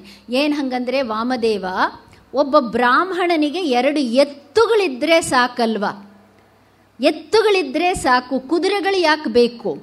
ಆದ್ದರಿಂದ 2 ಎತ್ತುಗಳನ್ನು ನಿಮಗೆ ಕೊಡ್ತೀನಿ, ತಗೊಂಡು ಹೋಗಿ. ಆಮೇಲೆ ಎತ್ತುಗಳನ್ನು ಕೊಡ್ತಿದ್ದು ದಾನ ಮಾಡುವಾಗ ಹಲವರ ಮನಸ್ಸಿನಲ್ಲಿ ಈ ರೀತಿಯಾದ ಭಾವನೆಗಳು ಬರುತ್ತೆ ಅನ್ನೋದಕ್ಕೆ ಇದನ್ನು ಹೇಳ್ತಾರೆ. ಆಮೇಲೆ ಎತ್ತುಗಳು ತಾನೇ ನಿಮಗೆ ಯಾಕೆ ಬೇಕು?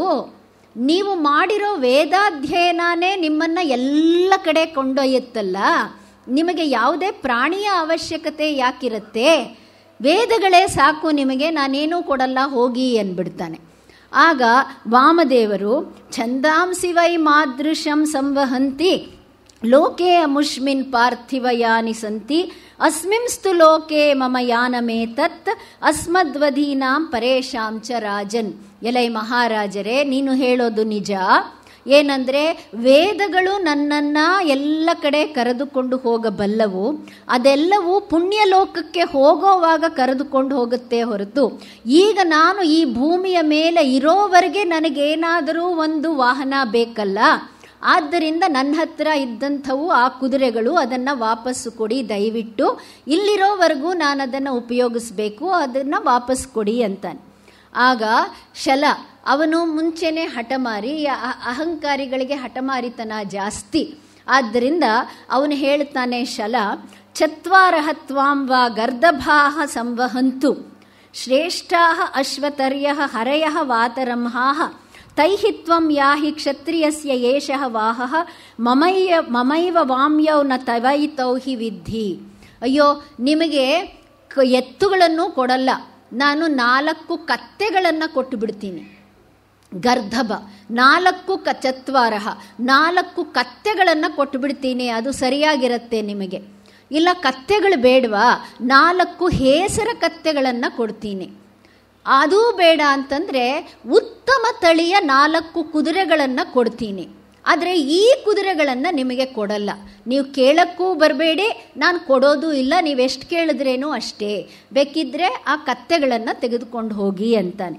ಆಗ ವಾಮದೇವರು ಉತ್ತರ ಕೊಡ್ತಾರೆ, ಘೋರಂ ವ್ರತಂ ಬ್ರಾಹ್ಮಣಸ್ಯ ಏತದಾಹುಹು ಏತದ್ ರಾಜನಿ ಯತ್ ಇಹ ಜೀವಮಾನಃ ಅಯಸ್ಮಯ ಘೋರರೂಪಾಃ ಮಹಾಂತಃ ಚತ್ವಾರಹವ ಯಾತುಧಾನಾಹ ಸೌರೌದ್ರಾಹ.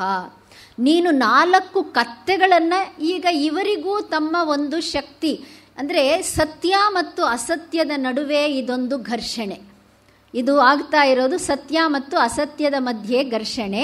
ಆದ್ದರಿಂದ ನಾನು ಸತ್ಯಕ್ಕಾಗಿ ಹೋರಾಡಲೇಬೇಕು ಅನ್ನೋದು ವಾಮದೇವರ ಒಂದು ದೃಢ ನಿಶ್ಚಯ. ಇಲ್ಲಿ ಅವ್ರು ಹೇಳ್ತಾರೆ, ಹೌದಾ ನೀನು 4 ಕತ್ತೆಗಳನ್ನು ಕೊಡ್ತೀಯ ಅಲ್ವಾ, ನನ್ನ ಒಂದು ಬ್ರಾಹ್ಮ ವಿದ್ಯೆ, ನನ್ನ ಒಂದು ತಪಸ್ಸಿನ ಮಹಿಮೆಯಿಂದ ನಾನು 4 ಜನ ರಾಕ್ಷಸರನ್ನು ಸೃಷ್ಟಿ ಮಾಡ್ತೀನಿ. ಯಾತುಧಾನಾಹ, ಆ 4 ಜನ ರಾಕ್ಷಸರು ನಿನ್ನನ್ನು ಈಗಲೇ ಸಂಹರಿಸಿಬಿಡ್ತಾರೆ. ಆಗ ಹೇಗಿರುತ್ತೆ ಅಂತ ಕೇಳ್ತಾರೆ ವಾಮದೇವರು. ಆಗ ಅವನು ಹೇಳ್ತಾನೆ, ಏತ್ವಾಂ ವಿದುಹು ಬ್ರಾಹ್ಮಣಂ ವಾಮದೇವ ವಾಚಾ ಹಂತು ಮನಸಾ ಕರ್ಮಣಾವ ತೇ ತ್ವಾಂ ಸಶಿಷ್ಯಂ ಇಹ ಪಾತಯಂತು ಮದ್ವಾಕ್ಯ ನುನ್ನಾಹ ಶಿತಶೂಲಾಸಿ ಹಸ್ತಾಹ. ಏನು, ನೀವು ನಿಮ್ಮ ಮನಸ್ಸಿನಿಂದ, ನಿಮ್ಮ ಮಾತಿನಿಂದ, ನಿಮ್ಮ ಒಂದು ಬುದ್ಧಿಶಕ್ತಿಯಿಂದ ನೀವು ಹೇಳ್ತಾ ಇರೋದು 4 ಜನ ರಾಕ್ಷಸರನ್ನು ಸೃಷ್ಟಿ ಮಾಡ್ತೀನಿ ಅಂತ ಹೇಳಿ. ನಾನು ಏನೂ ಸೃಷ್ಟಿ ಮಾಡಬೇಕಾಗಿಲ್ಲ, ನನ್ನ ಹತ್ರ ಆಗಲೇ 4 ಜನ ರಾಜಭಟರಿದ್ದಾರೆ, ನಾನೇನು ಸೃಷ್ಟಿ ಮಾಡಬೇಕಾಗಿಲ್ಲ. ನೀವಾದರೆ ಕಾಯ ವಾಚ ಮನಸ ಅವರನ್ನು ಇನ್ನೂ ಸೃಷ್ಟಿ ಮಾಡಬೇಕು. ಸೃಷ್ಟಿ ಆಗಿರೋ ಅಂಥ 4 ರಾಜಭಟರು, ಅವರ ಕೈಯಲ್ಲಿ ಆಯುಧಗಳು ಆಗಲೇ ತಯಾರಾಗಿ ನಿಂತಿವೆ. ಆದ್ದರಿಂದ ಅವರ ಮೂಲಕ ನೀವು ನನ್ನನ್ನು ಹತ್ಯೆ ಮಾಡೋ ಮುಂಚೆ ನಾನು ನಿಮ್ಮನ್ನು ಸಾಯಿಸಿಬಿಡ್ತೀನಿ ಅಂತಾನೆ ಶಲ. ಆಗ ವಾಮದೇವರು ಆದರೂ ಕೂಡ ತಮ್ಮ ತಾಳ್ಮೆಯನ್ನು ಕಳ್ಕೊಳ್ಳಲ್ಲ. ಸತ್ಯ ಇಂದು ಸತ್ಯಮೇವ ಜಯತೆ, ಸತ್ಯನೇ ಇವತ್ತು ಗೆಲ್ಲಬೇಕು ಅಂತ ಹೇಳಿ ಅವನಿಗೆ ಗುರುತಿಸ್ತಾರೆ, ಅವನಿಗೆ ಜ್ಞಾಪಕ ತಂದುಕೊಡ್ತಾರೆ.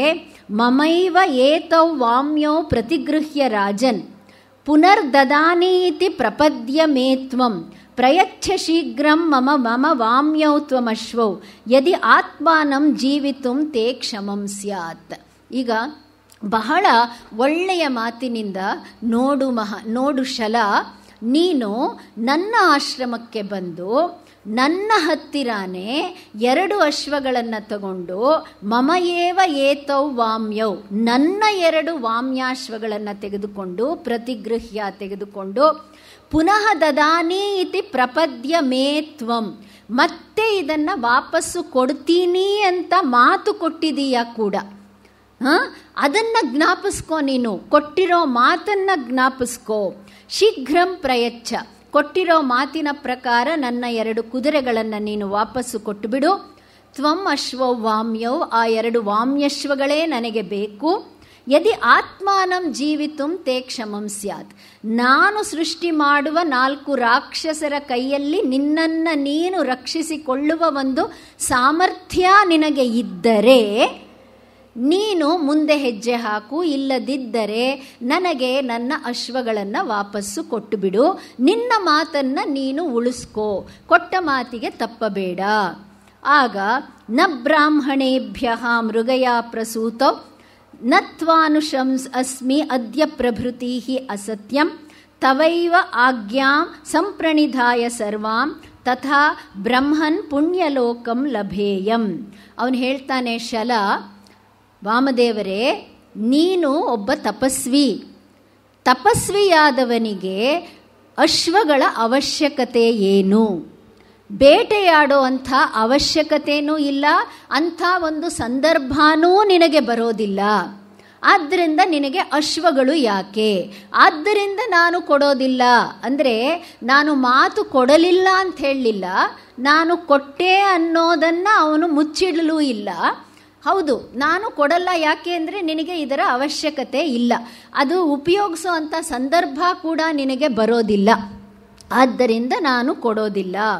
ಆಗ ಇನ್ನೊಂದು ಮಾತನ್ನು ಹೇಳ್ತಾನೆ, ನೀವು ನನ್ನನ್ನು ಅಷ್ಟು ಹೆದರಿಸ್ತಾ ಇದ್ದೀರಾ, ಇಲ್ಲಿ ನನ್ನ ಮಗ ಇದ್ದಾನೆ, ನನ್ನ ತಮ್ಮ ದಲ ಇದ್ದಾನೆ, ಇನ್ನೊಬ್ಬ ತಮ್ಮ ಬಲ ಕೂಡ ಇದ್ದಾನೆ, ಇಕ್ಷ್ವಾಕವಃ ಯದಿವಾಯ ಮಾಂ ತ್ಯಜೇಯುಃ ವಿಧೇಯಾಃ ಮೇ ಯದಿ ಚ ಇಮೇ ವಿಷಃ ಅಪಿ ನ ಉತ್ಸ್ಪ್ರೇಕ್ಷ್ಯೆ ಅಹಂ ವಾಮದೇವಸ್ಯ ವಾಮ್ಯೌ ನ ಏವಂ ವಿಧಾಃ ಧರ್ಮಶೀಲಾಃ ಭವಂತಿ. ನನ್ನ ತಮ್ಮಂದಿರಿಬ್ಬರಿದ್ದಾರೆ, ನನ್ನ ಮಗ ಇದ್ದಾನೆ, ಆದ್ದರಿಂದ ಅವರು ಯಾರೂ ನನ್ನ ಮಾತನ್ನು ಮೀರಿ ನಿಮಗೆ ಈ ಅಶ್ವಗಳನ್ನು, ಅಂದರೆ ಏನು, ನೀವು ನನ್ನನ್ನು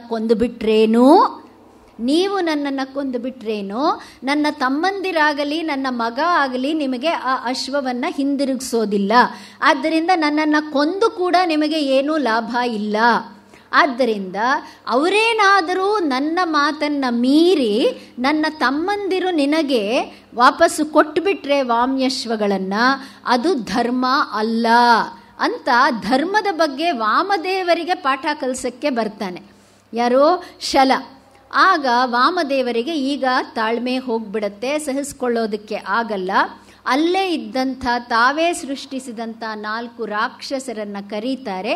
ಹೋಗಿ ಅವನನ್ನು ವಧಿಸಿ ಬಿಡಿ ಅಂತ ಹೇಳ್ತಾರೆ. ಆ ರಾಕ್ಷಸರು ಹೋಗಿ ಆ ಶಲನನ್ನು ವಧೆ ಮಾಡಿಬಿಡ್ತಾರೆ. ಶಲ ಸತ್ತು ಹೋಗ್ಬಿಡ್ತಾನೆ. ಆಗ ದಲ ರಾಜ ಆಗ್ತಾನೆ. ಆ ದಲ ತಾನಾಗಿ ತಾನೇ ಕೊಡ್ತಾನೇನೋ ಅಂದ್ಬಿಟ್ಟು ವಾಮದೇವರು ಕಾಯ್ತಾರೆ. ಅವರ ತಾಳ್ಮೆ ಮೆಚ್ಚತಕ್ಕಂಥದ್ದು. ಆದ್ದರಿಂದ ಮಾತು ಉಳಿಸ್ಕೊಳ್ತಾರೆ ಇಕ್ಷ್ವಾಕು ವಂಶದ ರಾಜರು ಅಂತ ಹೇಳಿ ಅವರು ಕಾಯ್ತಾರೆ. ಆ ದಲ ಕೂಡ ಹಿಂದಿರುಗಿಸೋದಿಲ್ಲ. ಯಾಕೆಂದರೆ ತಂದೆಯ ಶಾಪ ಇರುತ್ತಲ್ಲ, ಅದೇ ಜಂಭ, ಅದೇ ಗರ್ವ, ಅದೇ ಅಹಂಕಾರ. ಆದ್ದರಿಂದ ಮತ್ತೆ ಆ ವಾಮದೇವರು ಆ ದಲನನ್ನು ಹುಡುಕೊಂಡು ಬರ್ತಾರೆ. ಹುಡುಕೊಂಡು ಬಂದಾಗ ಮತ್ತೆ ಈ ರೀತಿ ಆಯಿತು. ಅಣ್ಣ ಶಲನಿಂದ ಕೇಳಿದೆ, ಶಲ ಕೊಡಲಿಲ್ಲ, ಅವನನ್ನು ನಾನು ವಧೆ ಮಾಡಬೇಕಾಯ್ತು. ಈಗ ನೀನಾದರೂ ಆ 2 ವಾಮ್ಯಶ್ವಗಳನ್ನು ನನಗೆ ಹಿಂದಿರುಗಿಸ್ಬಿಡು ಅಂದರೆ, ದಲ ಕೊಡೋದಿಲ್ಲ ಅಂತಷ್ಟೇ ಅಲ್ಲ ಹೇಳಿದ್ದು, ಇದೋ ನೋಡಿ ತಯಾರು ಮಾಡಿ ಇಟ್ಕೊಂಡಿದ್ದೀನಿ ಬಾಣನ, ಈ ಬಾಣನ ಈ ಕೂಡಲೇ ನಿಮ್ಮ ಮೇಲೆ ಪ್ರಯೋಗ ಮಾಡಿಬಿಡ್ತೀನಿ, ಆ ಮಾಡಿದ ಕೂಡಲೇ ನೀವು ಸತ್ತು ನರಕಕ್ಕೆ ಹೋಗ್ತೀರಾ ಅಂತ ಹೆದರಿಸ್ಬಿಡ್ತಾನೆ. ಆಗ ವಾಮದೇವರು ಅವನಿಗೆ ಮುನ್ನೆಚ್ಚರಿಕೆಯನ್ನು ಕೊಡ್ತಾರೆ.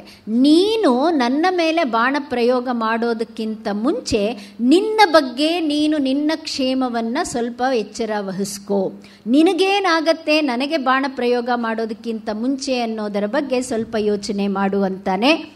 ಆಗ ದಲ ಪ್ರಯೋಗ ಮಾಡಲಿಕ್ಕೆ ಹೋಗುವಷ್ಟರಲ್ಲಿ ಇವರು ವಾಮದೇವರೇನು ಮಾಡ್ತಾರೆ, ಅವರು ಒಂದು ಬಾಣ ಪ್ರಯೋಗವನ್ನು ಮಾಡಿ, ನಿನಗೆ ಒಬ್ಬ ಮಗ ಇದ್ದಾನೆ, ಅವನು ಈಗ ಅಂತಃಪುರದಲ್ಲಿ ಮಲಕ್ಕೊಂಡಿದ್ದಾನೆ, ನಿನಗೆ ಬಹಳ ಧರ್ಮಾತ್ಮಳಾದಂಥ ಒಬ್ಬಳು ಪತ್ನಿ, ಆಕೆ ಬಹಳ ಸುಸಂಸ್ಕೃತಳು, ಅವಳು ಅಂತಃಪುರದಲ್ಲಿದ್ದಾಳೆ, ಅವರ ಬಗ್ಗೆ ಆದರೂ ಯೋಚನೆ ಮಾಡಿ ನೀನು ಸತ್ಯವನ್ನು ಉಳಿಸ್ಕೊ ಅಂದರೆ ದಲ ಕೇಳೋದಿಲ್ಲ. ಆಗ ಬಾಣವನ್ನು ತೆಗೆದು ವಾಮದೇವರೇ ಆ ಅಂತಃಪುರದ ಒಳಗಡೆಗೆ ಆ ಬಾಣವನ್ನು ಬಿಟ್ಬಿಡ್ತಾರೆ.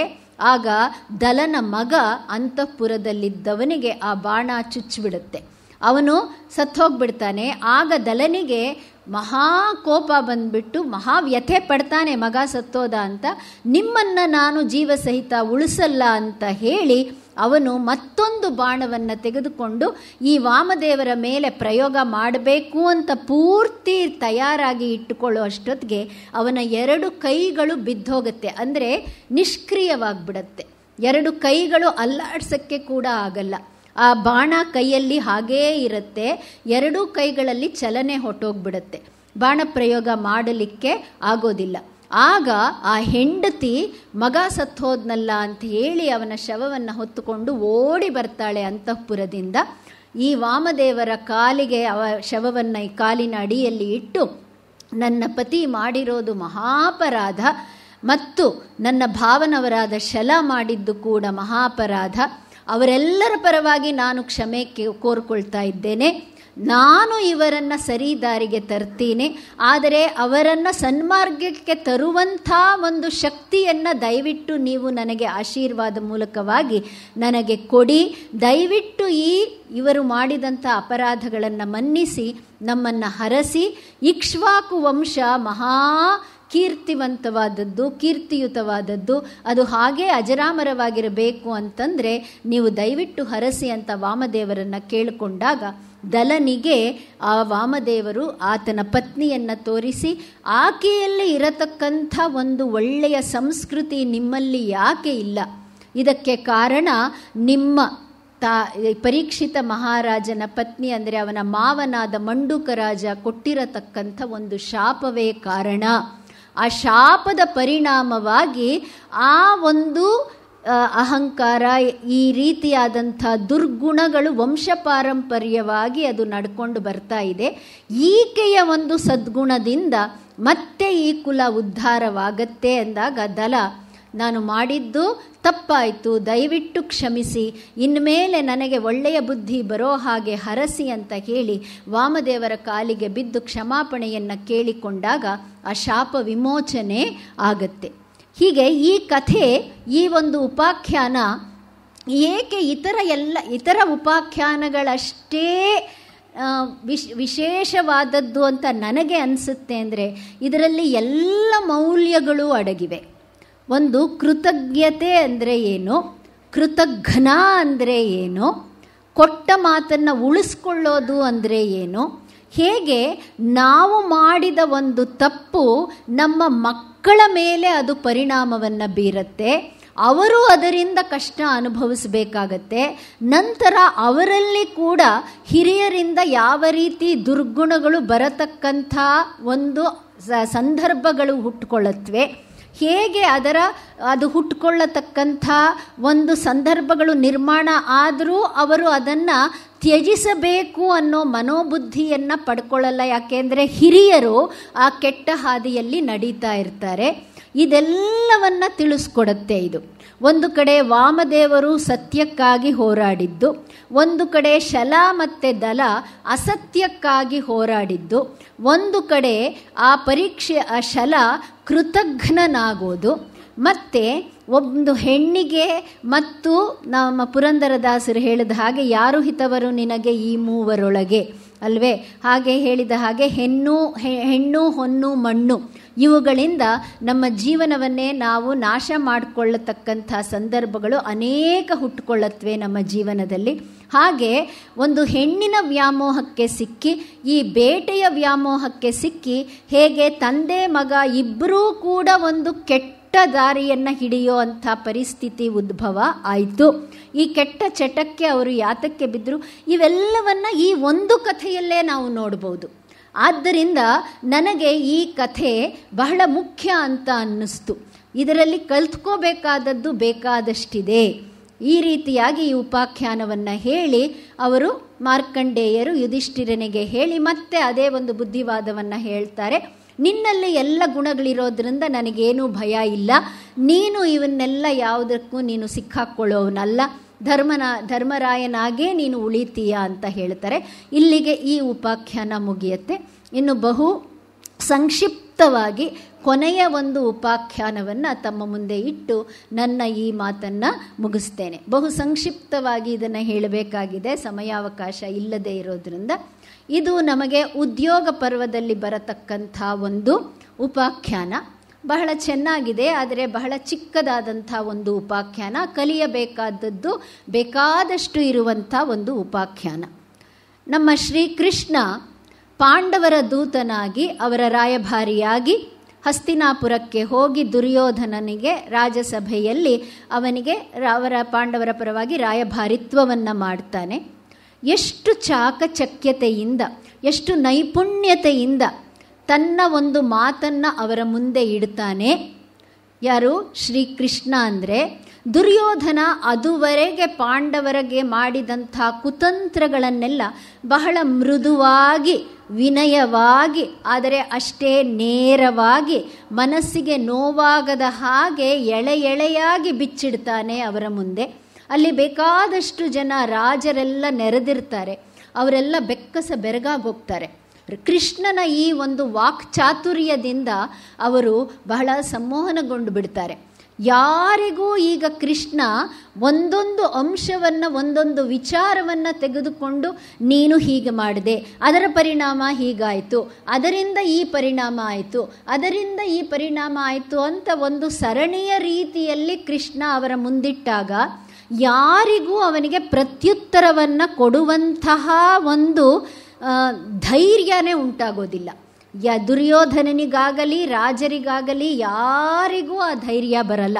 ಕೃಷ್ಣನಿಗೆ ಎದುರಾಗಿ ವಾದ ಮಾಡತಕ್ಕಂಥ ಒಂದು ಧೈರ್ಯ. ಆದ್ದರಿಂದ ಎಲ್ಲರೂ ಮೌನವನ್ನು ಆಚರಿಸ್ಬಿಡ್ತಾರೆ. ಆದರೆ ತಮ್ಮ ತಮ್ಮಲ್ಲೇ ಮಾತಾಡ್ಕೊಳ್ತಾರೆ, ಓಹೋ ಈ ಕೃಷ್ಣನಿಗೆ ಉತ್ತರ ಕೊಡೋದು ತುಂಬ ಕಷ್ಟ. ಆದ್ದರಿಂದಲೇ ಇತಿಹಾಸದಲ್ಲಿ ಕೃಷ್ಣನಂಥ ಅತ್ಯುತ್ತಮ ಸಮರ್ಥ ದಕ್ಷ ರಾಯಭಾರಿ ಇದುವರೆಗೆ ಹುಟ್ಟಿಲ್ಲ ಅನ್ನೋ ಒಂದು ಮಾತು ಪ್ರತೀತಿಗೆ ಬಂದಿದ್ದು ಅದರಿಂದಾನೆ. ಅತ್ಯುತ್ತಮ ರಾಯಭಾರಿಯ ಕೆಲಸವನ್ನು ಮಾಡ್ತಾನೆ. ಆಗ ವಾಪಸ್ಸು ಬರ್ತಾನೆ. ಅವನು ಬರೋದಕ್ಕಿಂತ ಮುಂಚೆ ಅವನಿಗೆ ದುರ್ಯೋಧನ ಅವಮಾನವನ್ನು ಕೂಡ ಮಾಡ್ತಾನೆ. ಯಾಕೆ ಅಂತಂದರೆ ಅದೇ ಒಂದು ಆಯುಧ ಆಗಿಬಿಡತ್ತೆ ಅಹಂಕಾರಿಗಳಿಗೆ. ಬೇರೆಯವರು ಯಾರಾದರೂ ಎದುರಿಸಿ ತಮ್ಮ ಕೈ ಮೇಲುಗೆಯನ್ನು ಪಡ್ಕೊಳ್ಳೋ ಹಾಗಿದ್ದರೆ ಅವರಿಗೆ ಅವಮಾನ ಮಾಡಿಬಿಟ್ರೆ ಅವರು ಸ್ತಬ್ಧರಾಗ್ಬಿಡ್ತಾರೆ ಅನ್ನೋದು ಒಂದು ತಂತ್ರ. ಅದರ ಮೂಲಕವಾಗಿ ದುರ್ಯೋಧನ ಆ ಕೃಷ್ಣನಿಗೆ ಅವಮಾನ ಮಾಡ್ತಾನೆ. ಆಗ ಅದೇ ಸಭೆಯಲ್ಲಿ ಅವನೆಷ್ಟೇ ಪ್ರಯತ್ನ ಪಟ್ಟರೂ ಸಂಧಿ ಮಾಡಿಕೊಳ್ಳೋದಕ್ಕೆ ಈ ಧೃತರಾಷ್ಟ್ರ ಆಗಲಿ ದುರ್ಯೋಧನ ಆಗಲಿ ತಯಾರಾಗೋದಿಲ್ಲ. ಆಗ ಇವರು ಪರಶುರಾಮರು ಅಲ್ಲಿರ್ತಾರೆ. ಅದೇ ರಾಜಸಭೆಯಲ್ಲಿ ಪರಶುರಾಮರು, ಜಾಮದಗ್ನಿಗಳಾದಂಥ ಪರಶುರಾಮರು ಅಲ್ಲಿರ್ತಾರೆ. ಅವರು ಎದ್ದು ನಿಂತ್ಕೊಳ್ತಾರೆ.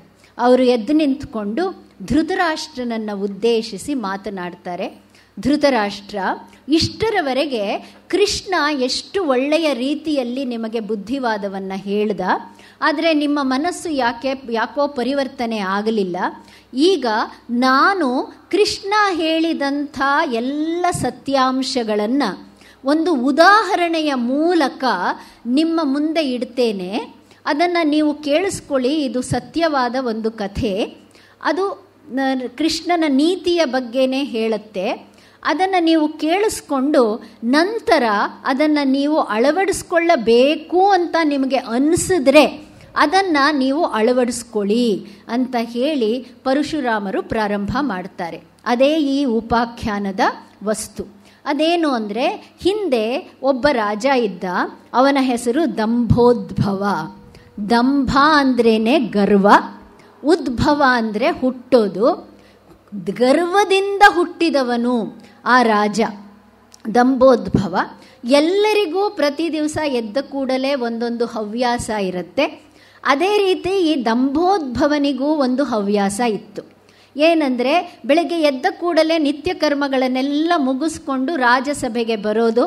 ಎಲ್ಲ ರಾಜರು, ಸಾಮಂತ ರಾಜರೆಲ್ಲ ನೆರೆದಿರ್ತಾರೆ, ಅಮಾತ್ಯರು ಎಲ್ಲರೂ ಇರ್ತಾರೆ, ಅವರ ವಿದ್ವಾಂಸರು ಎಲ್ಲರೂ ಇರ್ತಾರೆ. ಅವರೆದುರಿಗೆ ಬಂದ ಕೂಡಲೇ ಕೇಳ್ತಾ ಇದ್ದಿದ್ದು ಒಂದೇ ಒಂದು ಪ್ರಶ್ನೆ: ನನ್ನನ್ನು ಮೀರಿಸಿದವರು ಅಥವಾ ನನಗೆ ಸಮಾನರಾಗಿರತಕ್ಕಂಥ ಪರಾಕ್ರಮಿಗಳು ಈ ಪ್ರಪಂಚದಲ್ಲಿ ಯಾರಾದರೂ ಇದ್ದಾರಾ? ಇದೆ. ಪ್ರತಿ ದಿವಸ ಇದೊಂದು ಟೇಪ್ ಆನ್ ಮಾಡ್ತಾ ಇದ್ದಂತೆ ಆ ದಂಭೋದ್ಭವ. ಯಾರಾದರೂ ಇದ್ದಾರಾ? ಪ್ರತಿ ದಿವಸ ನನಗೆ ಸಮಾನರಾದವರು ಅಥವಾ ನನ್ನನ್ನು ಮೀರಿಸಿದವರು ಯಾರಾದರೂ ಇದ್ದಾರಾ? ಆಗ ಎಲ್ಲರೂ ಕೂಡ ನಿಶ್ಶಬ್ದವಾಗಿಬಿಡ್ತಾ ಇದ್ದರು. ಯಾಕೆಂದರೆ ಯಾರೂ ಇಲ್ಲ ಅನ್ನೋದು ಎಲ್ಲರ ಅಭಿಪ್ರಾಯ ಆಗಿತ್ತು. ಯಾವಾಗ ಯಾರೂ ಮಾತಾಡ್ತಾ ಇರಲಿಲ್ವೋ ಆಗ ಇವನಿಗೆ ಇನ್ನಷ್ಟು ಕೊಬ್ಬು. ಆಗ ಹೇಳ್ತಾ ಇದ್ದಂತೆ, ನೋಡಿದ್ರಾ, ನೀವೇ ಒಪ್ಕೊಂಡ್ಬಿಟ್ರಿ, ನಾನೇ ಈ ಇಡೀ ಪ್ರಪಂಚದಲ್ಲಿ ವೀರಾಧಿವೀರ, ಶೂರಾಧಿಶೂರ, ಆದ್ದರಿಂದ ನನ್ನನ್ನು ಹಿಡಿಯುವವರು ಯಾರೂ ಇಲ್ಲ. ಜಂಭದ ಮಾತು. ಹೀಗೆ ಪ್ರತಿ ದಿವಸ ನಡೀತಾ ಇರುತ್ತೆ. ಕೆಲವರು ವಯಸ್ಸಾದವರು ಅವರೆಲ್ಲ ಏಕಾಂತದಲ್ಲಿ ಆ ರಾಜನನ್ನು ಭೇಟಿ ಮಾಡಿ, ಈ ರೀತಿಯ ಜಂಭ ಪಡೋದು ಒಳ್ಳೆಯದಲ್ಲಪ್ಪ, ಹೀಗೆ ಜಂಭ ಪಡಬೇಡ, ಎಲ್ಲೋ ಯಾರಾದರೂ ಇದ್ದಾರೋ ಏನೋ, ಯಾರಿಗೆ ಗೊತ್ತು, ನಮಗೆ ಗೊತ್ತಿಲ್ಲದೆ ಇದ್ದರೆ ಅವರು ಇಲ್ಲವೇ ಇಲ್ಲ ಅಂತ ಅರ್ಥನಾ? ಆದ್ದರಿಂದ ಈ ರೀತಿ ಜಂಭ ಪಡಬೇಡ ದಂಭೋದ್ಭವ ಅಂದ್ರದ್ದು. ನಿಮಗೆ ಗೊತ್ತಿಲ್ಲ, ನನಗೂ ಗೊತ್ತಿಲ್ಲ ಅಂದಮೇಲೆ ಯಾರಿರಕ್ಕೆ ಸಾಧ್ಯ? ನಾನೇ ಈ ಸಾರ್ವಭೌಮ ಅಂತ ಅವನು ಕೊಚ್ಕೊಳ್ತಾ ಇರ್ತಾನೆ. ಆಗ ಇದನ್ನು ನೋಡಿ ನೋಡಿ ನೋಡಿ ಬಹಳ ಬೇಸರಗೊಂಡಂಥ ಕೆಲವು ಮಹಾ ತಪಸ್ವಿಗಳು, ವೇದಾಂತದರ್ಶಿಗಳು, ಅವರಿಗೆ ಧೈರ್ಯವಂತರು. ಕೆಲವರು ಯಾವುದಕ್ಕೂ ಅಂಜುವವರಲ್ಲ. ಯಾವುದೇ ಸತ್ಯವನ್ನು ಹೇಳೋದಕ್ಕೆ ನ್ಯಾಯಾತ್ ಪತಃ ನ ಪದಂ ನ ಪ್ರವಿಚಲಂತಿ ಧೀರಾಹ ಅಂತ ಭರ್ತೃಹರಿ ಹೇಳ್ತಾನೆ. ಕೆಲವರು ಲಕ್ಷ್ಮಿ ಬರಲಿ ಹೊಟ್ಟೋಗ್ಬಿಡ್ಲಿ, ಇವತ್ತೇ ಸಾವುಂಟಾಗಲಿ, ಇಲ್ಲ ವರ್ಷಾನುಗಟ್ಟಲೆ ಆದಮೇಲೆ ಸಾವು ಬರಲಿ, ಇಲ್ಲ ಹಣ ಕೈಗೆ ಬರಲಿ, ಇರೋ ಹಣ ವಾಪಸ್ ಹೊಟ್ಟೋಗ್ಲಿ, ಆದರೆ ಅವರು ಯಾವ ಒಂದು ನ್ಯಾಯ ಪಥವನ್ನು ನಂಬಿಕೊಂಡಿರ್ತಾರೋ ಆ ಪಥದಿಂದ ಅವರು ವಿಮುಖರಾಗೋದಿಲ್ಲ. ಯಾರು? ಅವರೇ ಧೀರರು ಅಂತಾನೆ ಭರ್ತೃಹರಿ. ಯಾರಿಗೂ ತಲೆ ಬಗ್ಸೋರಲ್ಲ ಅವರು. ಅಂಥ ಅವರು ಕೆಲವರು ಬರ್ತಾರೆ, 1-2-3 ಜನ ಬರ್ತಾರೆ. ಬಂದು ತಾಳಕ್ಕಾಗಲ್ಲ, ಅವ್ರ ಕೈಲಿ ಇದನ್ನು ಕೇಳೋಕ್ಕಾಗಲ್ಲ ದಂಭೋದ್ಭವನ ಈ ಒಂದು ಜಂಭಗಾರಿಕೆ. ನೋಡು, ನಾವು ಕೇಳೋಷ್ಟು ದಿವಸ ಕೇಳಿದ್ವಿ, ನೀವತ್ತು ನಿನ್ನ ಒಂದು ಗಮನಕ್ಕೆ ತರ್ತಾ ಇದ್ದೀವಿ, ನೀನು ಎಲ್ಲೂ ಇಲ್ಲ ಅಂತ ತಿಳ್ಕೊಂಬಿಟ್ಟಿದೀಯ. ಗಂಧಮಾದನ ಪರ್ವತದಲ್ಲಿ ನರನಾರಾಯಣರು ಅಂತ 2 ತಪಸ್ವಿಗಳಿದ್ದಾರೆ. ಅವರನ್ನು ಸೋಲಿಸ್ಬಿಟ್ರೆ ನಿನ್ನನ್ನು ನಾವು ಒಪ್ಕೊಂಡ್ಬಿಡ್ತೀವಿ. ಯಾಕೆಂದರೆ ನಮಗೆ ಸತ್ಯ ಒಂದೇ ಬೇಕು, ನಾವು ನಿನ್ನ ಶಿಕ್ಷೆಗೆ ಹೆದರೋರಲ್ಲ. ಆ 2 ನೀನು ಸೋಲಿಸ್ಕೊಂಡು ಬಂದುಬಿಟ್ರೆ ನೀನೇ ಶೂರಾದಿಶೂರ ವೀರಾದಿವೀರ ಅಂತ ನಾವೇ ನಿನಗೆ ಪದವಿಯನ್ನು ಕೊಟ್ಟು ಬಿಡ್ತೀವಿ ಅಂತ ಮೆಲ್ಲಗೆ ಒಂದು ಚುಚ್ಚುಮದ್ದನ್ನು ಕೊಡ್ತಾರೆ. ಆಗ ಈ ದಂಭೋದ್ಭವನಿಗೆ ಒಂದು ರೀತಿಯ ಕಿವಿ ನಿಮಿರ್ಬಿಡುತ್ತೆ. ಯಾರದು ನರನಾರಾಯಣರು ಅಂದರೆ ಅವರು ಗಂಧಮಾದನ ಪರ್ವತದಲ್ಲಿ ತಪಸ್ ಮಾಡ್ತಾ ಇದ್ದಾರೆ. ತಪಸ್ ಮಾಡೋರು ಯುದ್ಧ ಮಾಡೋಕ್ಕಾಗತ್ತಾ ಅಂತಾನೆ. ನೀನೊಂದ್ಸಲ ಹೋಗಿ ನೋಡು, ನಿನ್ನ ಕೈಲಿ ಸೋಲ್ಸಕ್ಕಾದರೆ ಅವರನ್ನು ಸೋಲ್ಸು, ಇಲ್ಲ ಅಂದರೆ ನೀನು ಸೋತ ಹಾಗೆ, ಈ ಪದವಿಯಿಂದ ಕೆಳಗೆ ಬಂದ ಹಾಗೆ. ಇಲ್ಲಿವರೆಗೆ ಅವನು ಪ್ರಯತ್ನ ಕೂಡ ಮಾಡಿರಲ್ಲ. ಈಗ ಇವರು ಹೇಳ್ತಾರೆ, ಈ ವೇದಾಂತದರ್ಶಿಗಳು ತಕ್ಷಣ ತನ್ನ ಷಡಂಗ ಸೈನ್ಯವನ್ನು ಕರ್ಕೊಂಡು, ಚತುರಂಗ ಸೈನ್ಯ ಕೂಡ ಅಲ್ಲ, ಷಡಂಗ ಸೈನ್ಯವನ್ನು ಕರ್ಕೊಂಡು ಗಂಧಮಾದನ ಪರ್ವಕ್ಕೆ ಪ್ರಯಾಣವನ್ನು ಬೆಳೆಸ್ತಾನೆ. ಅಲ್ಲಿ ಪ್ರಯಾಣ ಬೆಳೆಸೋದಕ್ಕೂ ತುಂಬ ದಿನಗಳೇ ಆಗತ್ತೆ. ಹಳ್ಳ ಕೊಳ್ಳ, ಪರ್ವತ, ನದಿ, ಕಾಡು ಎಲ್ಲವನ್ನ ದಾಟ್ಕೊಂಡು ಹೋಗ್ತಾನೆ. ಸುಂದರವಾದ ಗಂಧಮಾದನ ಪರ್ವತ ಸಿಗತ್ತೆ, ಅದನ್ನು ಹತ್ತುಕೊಂಡು ಹೋಗ್ತಾನೆ. ಹೋಗಿ ನೋಡಿದ್ರೆ ಬಳಲಿ ಕೃಶರಾಗಿ ತಪಸ್ವಿಗಳಾಗಿ ವ್ರತಾಚರಣೆ ಮಾಡಿಕೊಂಡು ಊಟ ಮಾಡಿ ಎಷ್ಟು ದಿವಸ ಆಯಿತೋ ಅನ್ನೋ ಅಷ್ಟರ ಮಟ್ಟಿಗೆ ನಿತ್ರಾಣದಿಂದ ಆಯಾಸಗೊಂಡು ಇದ್ದಂಥ 2 ತಪಸ್ವಿಗಳನ್ನು ನೋಡ್ತಾನೆ. ಅವರೇ ನರನಾರಾಯಣರು ಅಂತ ಗುರುತು ಹಿಡಿತಾನೆ. ಅಲ್ಲಿ ಹೋಗ್ಬಿಟ್ಟು ಅವರಿಗೆ ನಮಸ್ಕಾರ ಮಾಡ್ತಾನೆ, ಗೌರವ ತೋರಿಸ್ತಾನೆ, ಅದೆಲ್ಲ ಇರುತ್ತೆ. ಆಗ ಆ ನರನಾರಾಯಣರು ತಮ್ಮ ತಪಸ್ಸಿನಿಂದ ಎದ್ದು ಅವನಿಗೆ ಗೆಡ್ಡೆ, ಗೆಣಸು, ಹಣ್ಣು, ಹಂಪಲು, ಅರ್ಘ್ಯ, ಪಾದ್ಯ ಎಲ್ಲವನ್ನ ಕೊಟ್ಟು ಅವನಿಗೆ ಸ್ವಾಗತವನ್ನು ಕೋರಿ, ಏನು ನೀನು ಬಂದ ಕೆಲಸ ಏನು ಅಂತ ಬಹಳ ವಿನಯದಿಂದ ಕೇಳ್ತಾರೆ, ಗೌರವಪೂರ್ವಕವಾಗಿ. ಆಗ ಹೀಗೆ ನಿಮ್ಮ ಬಗ್ಗೆ ನಾನು ನಮ್ಮ ರಾಜಧಾನಿಯಲ್ಲಿ ಕೇಳಿದೆ, ನಿನಗೇನು ಬೇಕು ಅಂತ ಕೇಳ್ತಾರೆ ಆ ನರನಾರಾಯಣರು. ಈ ತಪಸ್ವಿಗಳ ಹತ್ರ ನೀನು ಬಂದರೆ ಏನು ಸಿಗತ್ತೆ ನಿನಗೇನು ಬೇಕು ಅಂದರೆ, ನನಗೆ ನೀವು ಆತಿಥ್ಯ ಕೊಟ್ಟಿದ್ದೆಲ್ಲ ನನಗೇನು ಬೇಡ, ನೀವು ನನ್ನ ಜೊತೆ ಯುದ್ಧ ಮಾಡಬೇಕು, ಅದೇ ನೀವು ನನಗೆ ಕೊಡೋ ಆತಿಥ್ಯ ಅಂತ ಹೇಳ್ತಾನೆ. ಆಗ ಅವರು ಹೇಳ್ತಾರೆ, ಸಂಸ್ಕೃತದಲ್ಲಿ ಹೇಳ್ತಾರೆ, ಸಮಯ ಇಲ್ಲ ಆದ್ದರಿಂದ.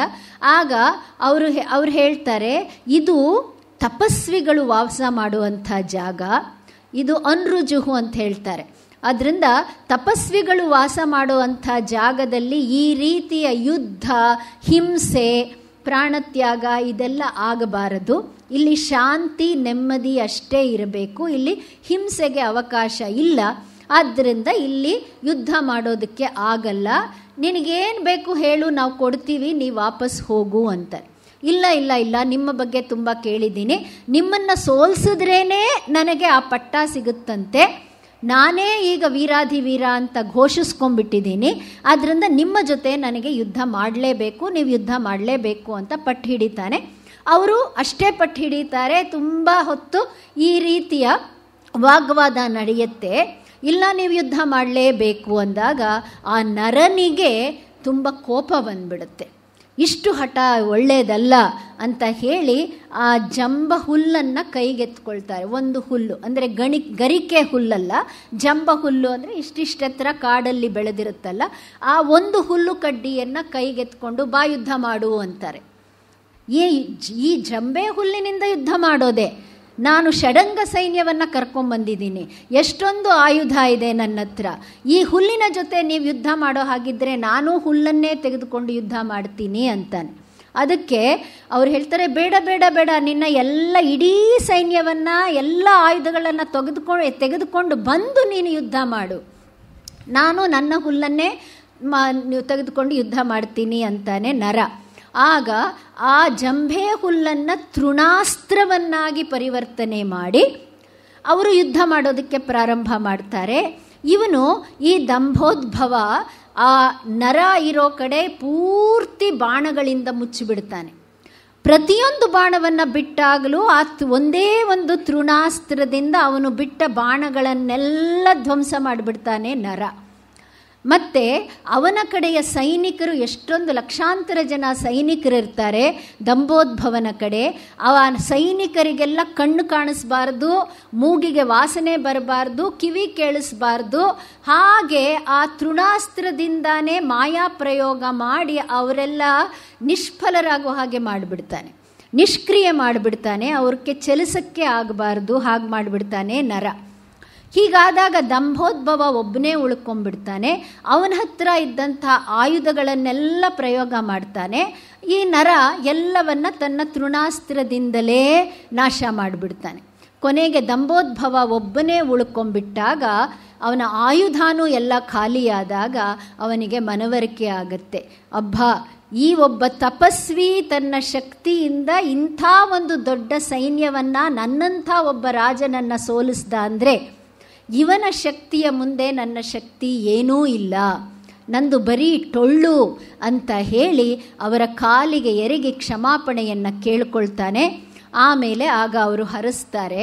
ಅವ್ರು ಹೇಳ್ತಾರೆ, ನಾನು ಏನೂ ಇಲ್ಲ ದಂಭೋದ್ಭವ, ಈ ನಾರಾಯಣ ಇನ್ನು ತಪಸ್ಸಿಂದ ಎದ್ದಿಲ್ಲ, ಅವನೆದ್ದಿದ್ರೆ ನಿನಗೆ ಗೊತ್ತಾಗಿರೋದು ನಾರಾಯಣ ಏನು ಅಂತ ಹೇಳಿ, ಇನ್ನು ಮುಂದೆ ಈ ರೀತಿಯ ಒಂದು ಪ್ರಯೋಗವನ್ನು ಯಾರ ಮೇಲೂ ನೀನು ಮಾಡೋಕ್ಕೆ ಹೋಗಬೇಡ, ಯಾರನ್ನೂ ಕೂಡ ಪ್ರಪಂಚದಲ್ಲಿ ಇವರು ಕೆಳಮಟ್ಟದವರು, ಇವರು ನನಗೆ ಸಮಾನರಲ್ಲ, ನಾನೇ ಎಲ್ಲರಿಗಿಂತ ಮೇಲೆ ಇರುವವನು, ನನ್ನದೇ ಹೆಚ್ಚು ಸಾಮರ್ಥ್ಯ ಅಂತ ಎಂದಿಗೂ ಮನಸ್ಸಿನಲ್ಲಿ ಅತಿಯಾದ ಆತ್ಮವಿಶ್ವಾಸವನ್ನು ಬೆಳೆಸ್ಕೊಳ್ಬೇಡ. ಆತ್ಮವಿಶ್ವಾಸ ಇರಬೇಕೇ ಹೊರತು ಬೇರೆಯವರಲ್ಲಿ ಆ ಸಾಮರ್ಥ್ಯ ಇಲ್ಲ ಅನ್ನೋ ಒಂದು ಉಪೇಕ್ಷೆ ಇರಬಾರದು. ಈ ರೀತಿಯ ಪ್ರಯೋಗ ಯಾವತ್ತೂ ಮಾಡಬೇಡ ಅಂತ ಹೇಳಿ ಅವನನ್ನು ಹರಸಿ ಕಳಿಸ್ತಾರೆ. ಆಗ ದಂಭೋದ್ಭವ ಬಂದು ತನ್ನ ತಪ್ಪನ್ನು ರಾಜಸಭೆಯಲ್ಲಿ ಒಪ್ಪಿಕೊಂಡು ವಿನಯವಂತನಾಗ್ತಾನೆ. ಅನಂತರ ಸನ್ಮಾರ್ಗದಲ್ಲಿ ರಾಜ್ಯಭಾರವನ್ನು ಮಾಡ್ತಾನೆ. ಈ ನರನಾರಾಯಣರೇ ಕೃಷ್ಣ ಅರ್ಜುನರು ಅಂತ ಕೂಡ ಹೇಳ್ತಾರೆ. ಆದರೆ ಇನ್ನೊಂದು ಪ್ರಕಾರ ಹೇಳಿದ್ರೆ ಧರ್ಮ ಮತ್ತು ಅಹಿಂಸೆಯ ಮಕ್ಕಳೇ ನರನಾರಾಯಣರು. ಅವರು ಮುನಿಗಳಾಗ್ತಾರೆ. ನಂತರ ಅವರು ಸಹಸ್ರ ಕವಚ ಅನ್ನೋ ರಾಕ್ಷಸನನ್ನು ಸಂಹಾರ ಮಾಡ್ತಾರೆ. ಆ ನಂತರ ಅವರು ಕೃಷ್ಣ ಅರ್ಜುನರಾಗಿ ಜನ್ಮವನ್ನು ಪಡೀತಾರೆ ಎನ್ನುವುದು ಇನ್ನೊಂದು ಕಥೆ. ಅಥವಾ ಇನ್ನೊಂದು ಮೂಲದ ಪ್ರಕಾರ ನರಸಿಂಹಾವತಾರವಾದ ಮೇಲೆ ಬಹಳ ಉಗ್ರಾವತಾರವಾದ್ದರಿಂದ ಆ ನರಸಿಂಹ ಆ ಸಿಂಹದ ಭಾಗವನ್ನು ಒಂದು ಭಾಗ ಮತ್ತು ನರನ ಭಾಗವನ್ನು ಇನ್ನೊಂದು ಭಾಗ ಮಾಡಿಕೊಂಡು ಬದರಿಕಾ ಆಶ್ರಮಕ್ಕೆ ಹೋಗಿ ಇಬ್ಬರು ನರ ಮತ್ತು ನಾರಾಯಣರಾಗಿ ಅಲ್ಲಿ ತಪಸ್ಸು ಮಾಡ್ತಾ ಇದ್ರು ಅನ್ನೋದು ಕೂಡ ಇನ್ನೊಂದು ಮೂಲದಿಂದ ತಿಳಿದು ಬರುವಂಥ ಒಂದು ಕಥೆ. ಇಷ್ಟು 3 ದಿವಸಗಳ ಕಾಲ ನಾನು ನಿಮ್ಮಲ್ಲಿ ಹಂಚಿಕೊಂಡ ಈ ಕೆಲವು ಉಪಾಖ್ಯಾನಗಳನ್ನು ಸಾವಧಾನದಿಂದ ಕೇಳಿದ್ದೀರಾ. ಅದಕ್ಕಾಗಿ ನನ್ನ ಅನಂತಾನಂತ ಕೃತಜ್ಞತೆಗಳು. ಶ್ರೀಮತಿ ನಿರ್ಮಲಾ ಅವರ ಕುಟುಂಬಕ್ಕೆ ಕೂಡ ನಾನು ಚಿರಋಣಿಯಾಗಿದ್ದೇನೆ ಈ ಒಂದು ಸದವಕಾಶ ಮಾಡಿಕೊಟ್ಟಿದ್ದಕ್ಕಾಗಿ. ಈ ಗೋಕುಲೆ ಸಂಸ್ಥೆಗೆ ನಾನು ಚಿರಋಣಿಯಾಗಿದ್ದೇನೆ ಈ ಒಂದು ಅವಕಾಶಕ್ಕಾಗಿ. ಮತ್ತು ಈ ಕಾರ್ಯಕ್ರಮವನ್ನು ಮುಗಿಸೋದರ ಮುಂಚೆ ಎಲ್ಲರಿಗೂ ನೂತನ ವರ್ಷದ ಶುಭಾಶಯಗಳನ್ನು ಕೋರಿ ಹೊಸ ವರ್ಷ ನಿಮಗೆಲ್ಲ ಆಯುರಾರೋಗ್ಯ ಐಶ್ವರ್ಯ ಅಭಿವೃದ್ಧಿಯನ್ನು ಮಾಡಲಿ ಅಂತ ಕೇಳ್ಕೊಳ್ತೇನೆ. ಬಹಳ ಕಡೆ ಬರಗಾಲ ಇದೆ ಅಂತ ಕೇಳ್ತಾ ಇದ್ದೀವಿ. ಕಾಲೇ ವರ್ಷತು ಪರ್ಜನ್ಯ ಪೃಥಿವಿ ಸಸ್ಯಶಾಲಿನಿ ಅನ್ನೋ ಹಾಗೆ ಸಕಾಲದಲ್ಲಿ ನಮಗೆ ಮಳೆ ಆಗಲಿ. ಎಲ್ಲ ಕಡೆ ಜನರು, ಪ್ರಾಣಿಗಳು, ಪಕ್ಷಿಗಳು ನೀರಿನಿಂದ ಸಂತೃಪ್ತಿ ಹೊಂದಿ ಎಲ್ಲ ಕಡೆ ಮಳೆ ಬೆಳೆ ಚೆನ್ನಾಗಿ ಆಗಲಿ ಅಂತ ದೇವರಲ್ಲಿ ಪ್ರಾರ್ಥಿಸುತ್ತಾ ನಿಮಗೆ ವಂದನೆಯನ್ನು ಸಲ್ಲಿಸುತ್ತಾ ನನ್ನ ಉಪನ್ಯಾಸವನ್ನು ಮುಗಿಸ್ತಾ ಇದ್ದೇನೆ.